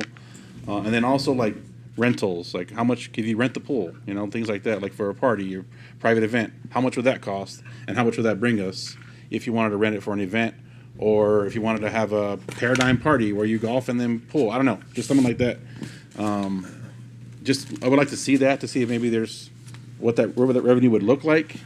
I do, and I agree that, you know, pools are money pits, but they're obviously very important to our community, and I'm trying to figure out. I think we're all trying to figure out how to way to make this work, and we're all willing to help, whatever that means. You know, if I got to do a fundraiser out there where, you know, you dunk me in the pool and cut my hair or something, I'll do whatever I got to do. Or we can sell those trucks that Canada doesn't want. I don't know. We're just, you know, guess how many golf balls are in the load in the truck and you win the truck or something. I don't know. But we got to get creative with this. Councilmember Rodriguez, I will say I've been getting very creative, and this was where we would operate it at a loss. Right. And that's okay if that's what we're going to do, but it will not operate making a profit. Right. Well, yes, sir. What's the delta at the Cove, if we know offhand? I don't. I think we're covering staffing now, which our goal was 50% of staffing. We're probably in the hundreds of thousands, Councilman Benny. So and I agree with Councilman Rodriguez, Councilman Johnson, but I also worry if we take business from the Cove, the delta there is gonna be even less. And if we don't get what we want at, I think it's a different population. but it's not, it's a pool. It's a pool. I don't care how you slice it, a pool's a pool. If somebody wants to go to Pueblo del Sol, or whatever you wanna call it now, because they wanna be outside, and that's how we're selling it, then they'll take people away from the Cove. I don't think so. Oh, I do, in a heartbeat. I don't think so. I think they already We don't went have a chance right now, because why? Our fees are, instead of $6, we're paying the membership fee. So, and you have to look everything. So knowing the delta at the Cove, knowing the delta at the golf course at Pueblo del Sol, you have to look at both, because at the end of the day, we're paying the delta on both of them. I understand that. I think that's the same community. The that's gonna ladies be- and- Yep, yes, ma'am. Yeah, I was just wondering if, can we have some of the public speak and then continue the conversation idea. later? Can't respond. Yes, You can't No, but like to But we- continue our current but we conversation. can respond to them because It's a it's- work session, so you can't public respond. hearing. Because I feel like otherwise, I think we could stay here all night long and talking. Between and us. and they're not Okay. going to get a chance to share. Oh, I agree. I agree. I agree. Yes, ma'am.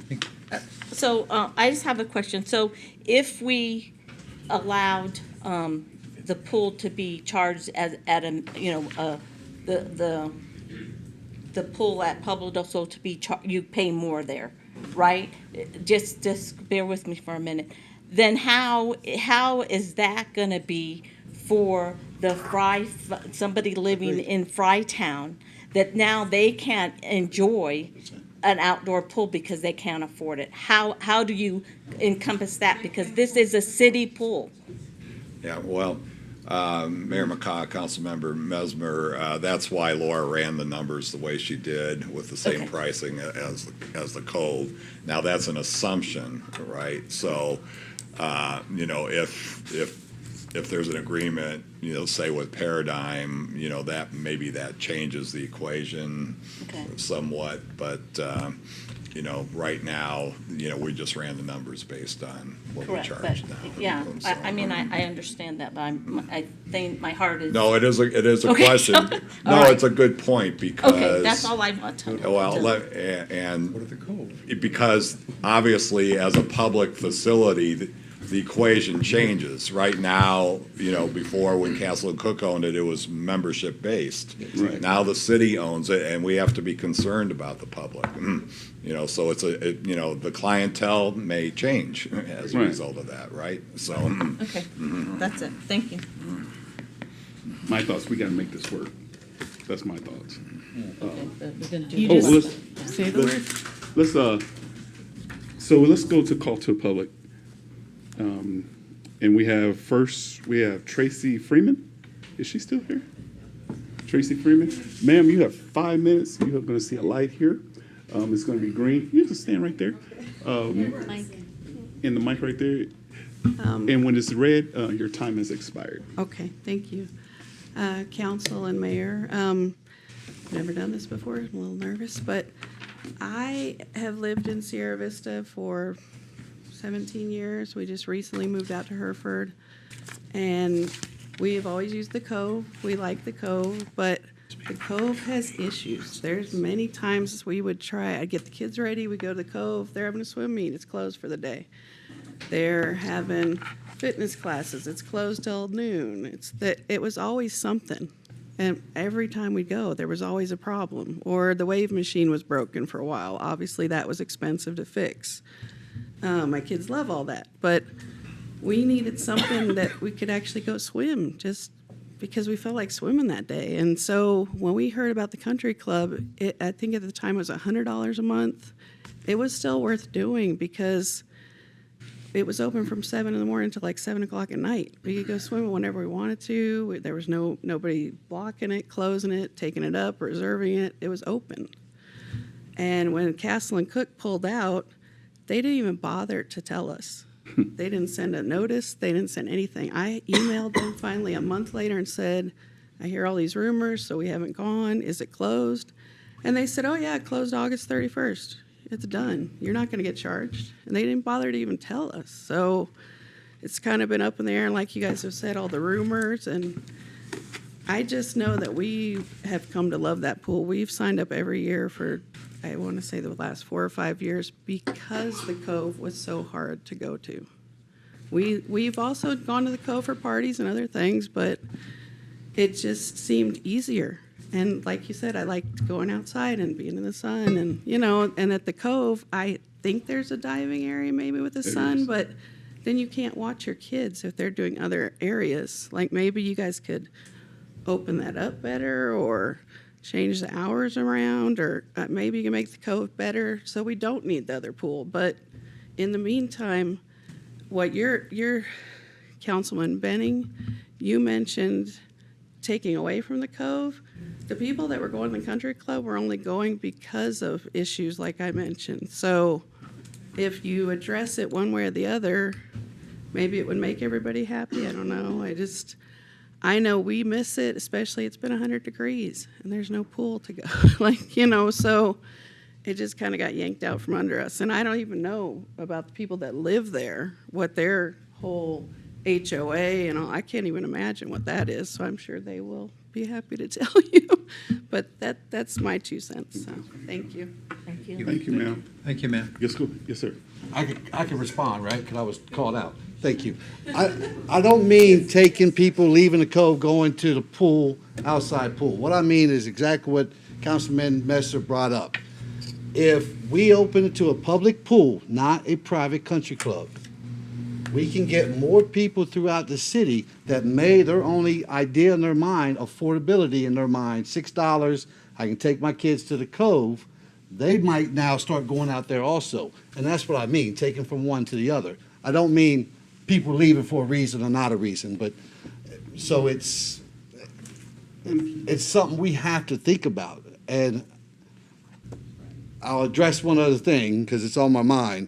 If it's $100 a month, if you only go 16 times a month, it's $6 an hour. I mean $6 a day, which is what we charge at the Cove. If you go every day for 30 days, you're paying $3 to go a day on your special rate and increased rate. Now, to increase it, we have to go a lot more than $100, and that's just money. I'd love the pool, by the way, but we got to talk about money too. Thank you, ma'am. Okay. Thank you, sir. Now, our next citizen is Dorothy Robinson. Are you still here? Dorothy Robinson. Hey, ma'am, you have 5 minutes. When your time has expired when you reach red. Okay. I didn't know, like I've heard all the rumors, so that the pool was going to be filled in. And I'm so much against it. I have been here for over 60 years. We had an outdoor pool and in the city before they built the Cove. And I know that the majority of the council and everything at the time the Cove was built had kids in high school that were on the swim team. They decided to do this Cove so that the kids at the high school could be able to practice and swim all year round. We love the outdoor pool. The kids are indoors watching TV. They're in there playing their video games. They're indoors just all the time. And the one thing we can do with the outdoor pool is go outside and be crazy and silly. And with the pool that we've been using at the country club, they can take their own floats, their own toys, their own dive stuff. They get to just play and be outdoors. I have been to the Cove with my grandson. Started taking him there as soon as he was old enough to get in the water. It was freezing cold even in the summer. I never got any sunshine. The only time I could thaw out was to get in the jacuzzi, and that's not the same. They just can't learn the same swimming as they can on the outdoor pool. And there's got to be a way to work out the finances. And I'm hoping that you won't just make a decision without trying things and asking people's opinion on financial stuff. And is my time up? No, ma'am. Well, I didn't talk very fast. But, and it's like you said, I have paid that membership, a big chunk of that membership, and I have maybe gone 3 times, but those 3 times I went was very worth it. And I know that if you need to charge more like they do now, or at the country club has been charging, that there are some people that cannot afford it. But you've got people that can shop at Dillard's and other people that can only shop at the dollar store. You cannot fix everything for everybody. And if they can still afford the Cove and they like the Cove and they still have a place to swim. But I'm just saying there's got to be ways to cut the months on the pool, not heat it during the winter. There's got to be ways to cut back and still be able to keep it open. For the people that love to be outdoors, that's it. Yes, ma'am. Thank you, ma'am. Thank you. Our next one is Jill Van Den. Thank you, ma'am. That was the next way he was going to Yeah, pronounce it. Sorry. I am sorry. So you have 5 minutes. Red means your time expired. Well, thanks for letting us speak. Welcome. I spent my career, I lived in Virginia. I spent my career as a park ranger, park assistant manager, park manager. I spent 26 years running municipal pools, and I spent 14 years running golf courses. So, and many, many other things that has everything that has to do with parks. We had large parks. I worked for a regional park authority, and we got funding from 3 counties and 3 cities in Northern Virginia. Our parks had to be very, very kind of self-sustaining because we didn't have the counties or a city paying a lot of money for us. We had to make sure that our parks ran really efficiently. So we innovated things. We had parks that would draw people, golf courses, and you know what? Those pools and those golf courses paid for the other parks that didn't make any money. The trails, the garden park, we had a farm park. We had a big, maze, corn maze in the fall, but that was about the only, income that came in for that.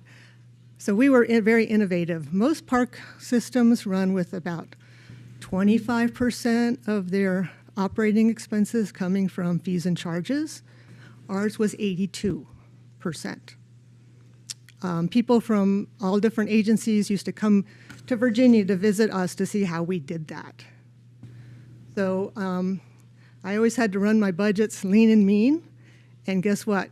Sometimes when they gave me a pool or something and they said, this one's not doing very well, we need to, we may have to close it because, there's not enough people coming. I always made it break even.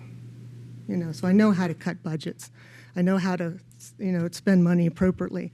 I'm seeing in some of your numbers here, yeah, that's the way Castle and Cook did it. We can do better. We can do better. And I'm looking at the Cove fees, and I'm looking at what they're paying in Northern Virginia right now to go to a water park. Okay, so the Cove is, they said $6 or $4. At one of the water parks, it's for kids, it's $11.50 to come in for the day. Okay, actually it's $9.50 for the adults. It's $11.50 for the day. So that's not $6. That's I've been a member of the country club for 14 years since I moved here. So I played golf. I went to the club. I love the aerobics classes. And yes, outside, I didn't even go to the Cove until a few months ago when they said they were going to close. I wanted to go see the Cove to kind of take a look how that facility ran because I wasn't interested. I don't do indoor pools. It's just not what I do. And it's a nice facility. I can't be inside. And there's a lot of us that will not go inside and swim. Okay, there's lots of different reasons, but the outdoor pool, I think it's the one lady who said about the kids being outside, we don't have enough of that right now. I mean, the kids, I live in a neighborhood, there's kids, and I hardly see them outside playing unless, they go for a walk with their parents in the evening and walk the dogs and get on their bikes. But they're just not, where are they? I don't know where they are. I've got kids in my neighborhood, I don't see them. They're inside. You know, they need to get out in the sunshine. We need to get out in the sunshine. I love to get, I'm like, you know, I hike, I was park ranger, okay? I ride my horse, I do all that stuff. And we just need more things like that. Now the numbers, you're looking at these numbers and the way that the facility ran over there, they used outdoor people or an outdoor company to do the water testing. We never did that. We used our staff. You're going to have staff there now. They can check the chlorine. They can vacuum the pool. Or you can get a machine that'll actually vacuum the pool. You throw it in at the end of the day, it vacuums, and you come in the morning and it's clean. So you can cut a lot of places in this budget for that pool. And 4 months? No. You know, we've been going from, you know, March until the end of October, or into November. It didn't need to be that long, but I don't think 4 months really is going to cut it, you know. You've got kids that are coming, we're there a lot, and they come and they've got the homeschool kids that are there during the week. You've got other kids that are in there. If there's a break, they're there. And after school, they're there. And these kids, and a lot of them are here, and I know a lot of them that couldn't be here, just love that pool. So I think it's important to the community. Sorry. But, and I just think that I'd be willing to help you in any way I can. Like I said, I did it for 27 years. I've got a little bit of, you know, knowledge. And I know about some golf course things too, and I'd be glad to help you. Thank you, ma'am. Thank you, ma'am. Thank you.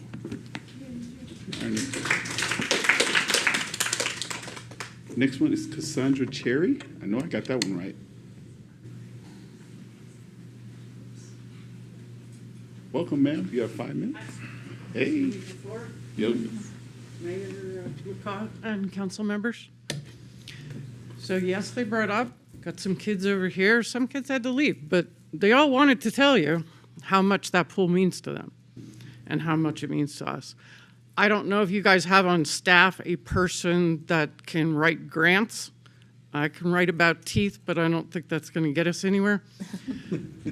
There are definite programs to get grants for outdoor senior citizens and water aerobics. I think there's outdoor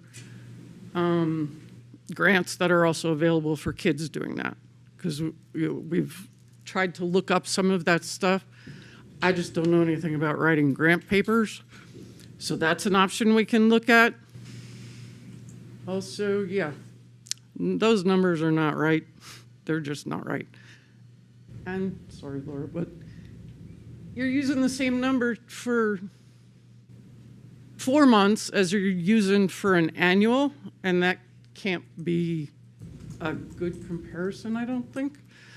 Because if you're only going to run it for 4 months, you're not using any heat. So there shouldn't be any gas or any of that, but we can look at that later. I know my husband Kelly and Kevin, you know, there's all kinds of ideas. Bake sales. Whatever we got to do, we'll do it. And, you know, we can help work finding lifeguards. I can take that as, you know, something I'll volunteer to do. I don't know if, I guess, are there regulations that we have to follow, or I would be interested in any of that. But yes, we all want to be outside in the pool that we watch these kids learn to swim and grow up. And I'm sure all of you guys had a pool you went to as a kid, whether it was somebody else's backyard or anywhere else, but you just get to be kids and have fun and just do whatever it is you want to do. Nobody's harming anybody else. We've been in that pool. Somebody wants to swim, we all move over. If they want to, you know, do a lane swimming, we move over. Or if somebody's in a corner, we're doing a little water aerobics class on our own. We all stay out of each other's way. We don't need people to tell us, you know, hey, don't bother that person. We're all respectful of everybody else. And if they're not, it's not like I haven't yelled at a few of the teenagers because they just, get a little crazy sometimes. And you're like, hey, no, there's young kids watching you now. And that's, you can't do that, because we do it at home. But the Cove just doesn't seem like that pool that you went to as you guys were growing up. And that just is so much fun for all of us.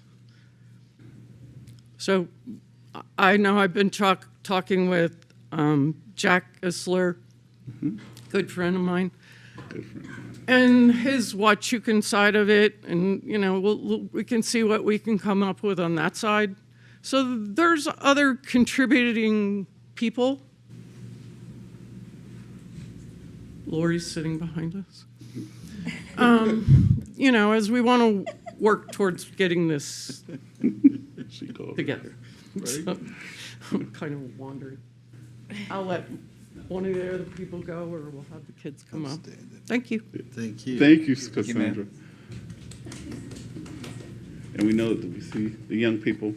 And yes, we did have an outdoor pool. Right. I used the Irwin when it was on post. And what's funny, you look at all the pools on post. Yep. One indoor pool. Rest one outdoor pool.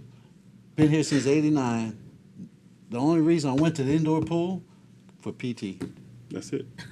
And when I'm there ain't no kid there. Just comparing just Fort Huachuca. Yeah, all the kids are outside. Exactly. All right. Next one is Courtney. Hey. Haj. Oh, yes. Yes. Tell your husband I said hello. He's watching. So. He's watching. Hey, Dr. Hodge. Hello, my name is Courtney Hodge. Thank you, Mr. Mayor and council members. Well, I'm here because I'm a pool person. I lovingly refer to all of the wonderful pool members as the pool people. We're always very excited when it comes, usually we wait till May to join. Excited to get back to see the pool people. We've been members of Sierra Vista's community now for about 4.5 years. Moved here in June 2020 and then discovered, halfway through that year that we could be pool members at Pueblo del Sol. And so this was our 4th year being pool members. And I can say that it was an amazing way to build our community. It's not just a pool, it's a community. And it's a way when, every time my son goes, he knows somebody from school, from sports, from the park, from just the pool. And with me and my husband, we made friends at the pool, It's not just it's not just a place to swim. We also love the Cove. My son loves water slides and wave pools, but it's not the same experience. It's not a community building experience, which is fine. I mean, it's loud, it's noisy, it's, busy. So I just wanted to touch on how important it is to the community building. Truly, if it's gone, in the summer, if we don't have it anymore, that's a loss in quality of life for many people, for children, for adults, for people who use it for exercise, for the different classes they have. So that's just, obviously one wonderful reason to try and keep the pool.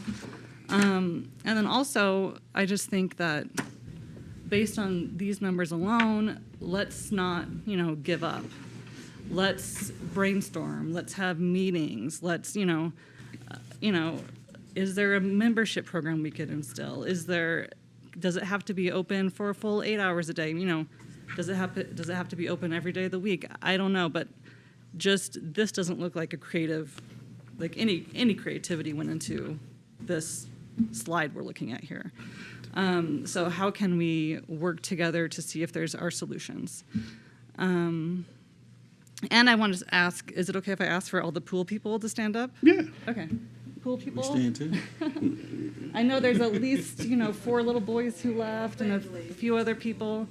And this is just a small amount, of the people who utilize this.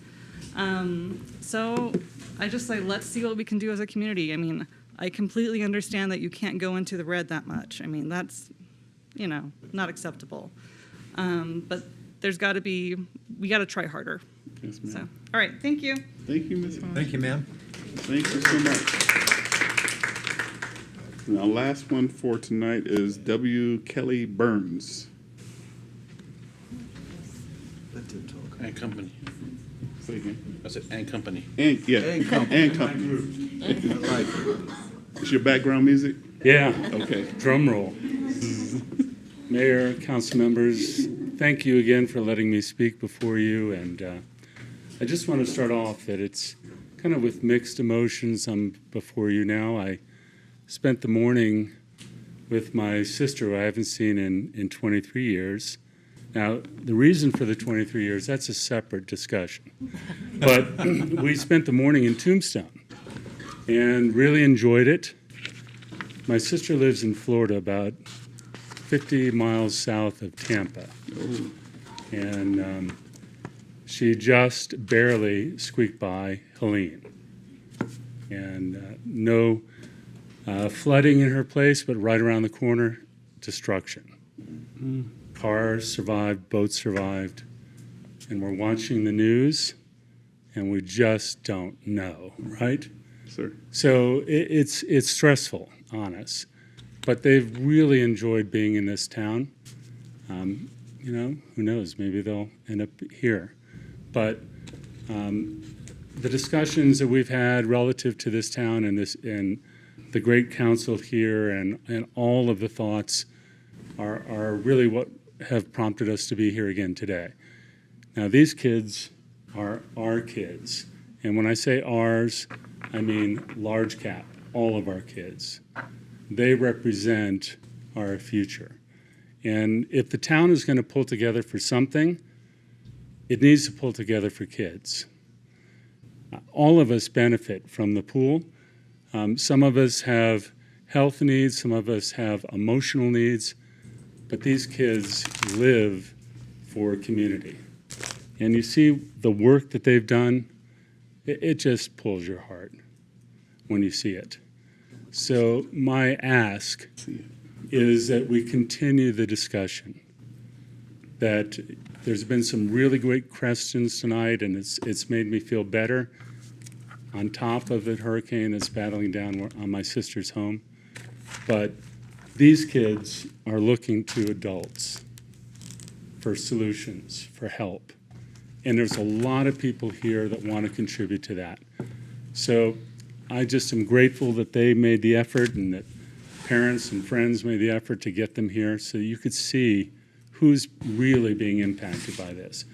It's our job to think what we can do for our community and our kids. And with that, I want to thank you. Thank you. Hey, sir, Young lady, can we see those? Or can we put it on the overhead? Yeah. The sign, the young lady sign? Yeah, it's a little light. We can't see that. No, it'll put it up on the screens. Okay.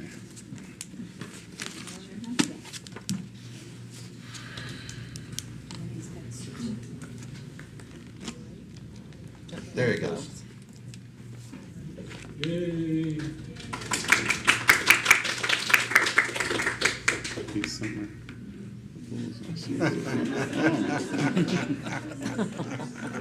Thank you. Thank you. Thank you for that. Anybody else? I don't think there's anybody else. We did have a couple emails that came in. That were put in the record. I think that's, well, this discussion definitely will go on. Go ahead. I'm grateful that Paradigm's willing to talk to us about a possible solution if we would collaborate with them on operating the pool. And is that just what we need to do, is have a consensus to have them go forward with? Yeah, Mayor McCaw, members of the council, if you'd let me and my team have a chance to maybe discuss this with Paradigm and come up with some ideas, then we can come back to you with some options. Yeah, I'll agree. Thank you for being here in such an awkward spot, probably. You guys stuck in here, and It's probably awkward being like, hey, this is in your backyard now, but thank you guys for doing that. Just nobody's expecting anything from me, but other than just to listen and see what you do. I appreciate that a lot. It really means a lot. Just to sit there and just think about it. It's great. I don't care who runs it. I think that would be a good recommendation, sir. All right, let me see what we can do. Yes, go ahead. On that, I like Greg's idea, but I'd actually pay to use it as low as possible to make it a true pool for our community. I don't want to tell people, and I don't know who said Dillard's, and as a kid, I mean, if I can't shop at Dillard's, I'm gonna save up because I want that suit. I want that. I don't want a kid to have to do that. I want to save up so I can go to the outdoor pool, vice the Cove. So I say make it as low as we can. We can't solve everyone's issue. Let everybody use it. We can't make it free. So Yes, ma'am. Well, now that you said that, like I feel like my internal processor is about ready to but I mean I felt like she made a very valid point about that. Oh, I did too. Because it's true. Like years ago when I was a single mom, I had 2 kids. We couldn't go to the pool. Let me splash some water on your face. There's your pool. So I mean it's not ideal, but I mean it's the truth, and so I mean I do think it's a valid point, and I appreciate that comment, and I look forward to future conversations about this. Yeah. we had fire hydrants. The firemen would used to come and turn them on so we could play in the street because we didn't have no pool. Don left. We could ask Don to do it, but Don left. Yeah. So I think the good recommendation. Yeah. Either way, we make it work. Mr. Tucci will try our talk with best. the team. All right. Thank you. Pool discussion is over. Okay, we're 5:15. So yes, the city manager is talking with his team so we can find a recommendation. He's going to come back to the council with his recommendation. Thank you for being here. Thank you. Yes. Thank you. So now we go to item number E, reports on recent trips, meetings, and future meetings. I think Parks and Rec meeting tonight, 5:30. We had our youth commission meeting this past Sunday. Yes. It's about the pool. That was well. It was good. Thank you for Laura and her staff for always supporting us there. Coming in on Sunday when nobody else is at work but you. Thank you. We had some internet issues on Sunday, but I don't know how Laura made it work. She had a phone and a tablet and a chalkboard, but we made it work on Sunday, whatever internet issues we had. So hopefully those internet issues will happen less often soon. What are you doing Saturday? Not this Saturday. So It's not this Saturday. right. Oh, okay. All right. It's Saturday the 18th. Oh, okay. All right. Yeah. So we had a good discussion in our youth commission. Also moving forward to what our youth commission is going to evolve to, which is more of a youth council probably Okay. instead of a commission. We'll talk more about that later. But we had some good discussion with our council and our commission. So it's good. We have a lot of youth that are involved and want to do good things in our community, and they still want to do that. So I'm excited for the way forward. Yes, ma'am. Go ahead. Yeah, I'm gonna raise my own. The Transportation Commission met on the 2nd. We did a Vista Transit Tour, which was super cool. If you haven't been to the Transit Center, I feel like it's definitely worth just to check it out to see bonus points if you find out what type of building it is and find out about the insulation and find out about, check in the display about how it came about. It's a really interesting building, so if you haven't checked it out, definitely recommend that. And even you can even ride around on the route because it's free, so that would be really cool too. And the next meeting will be the first Wednesday in November, upstairs here at 3:30 in the council chambers. So everybody's welcome to attend. And the Arts and Humanity Culture Diversity Commission is going to meet on the 16th at 4:30 at the OYCC. Excellent. And our next one is future discussion items, ma'am. Thank you, Mayor McCaw. Your calendar's actually filling up pretty quickly for the rest of the year. So we did push the executive report off to the next meeting because we knew the schedule for today was going to be pretty heavy. So you have that and then probably the next one following right after. So November, you're also going to have the fire department staffing assessment presentation by the consultant, as well as the municipal court assessment presentation by the consultant. So a couple of results there. And then in December, Tony and the Economic Development Commission have been working on updating the plan for prosperity and are planning to give you an update at that meeting. Okay. Excellent. Thank you, ma'am. Any other discussion items? Let's get out of here. Great I'll discussion. make one more comment before you leave. It's been a long meeting. Thanks to everybody who's Right. I mean, you had no choice. You had to be here, but thanks for sticking it out with us. We, Yeah. we appreciate it. Yes. I gotta get to another meeting. With that, we are adjourned.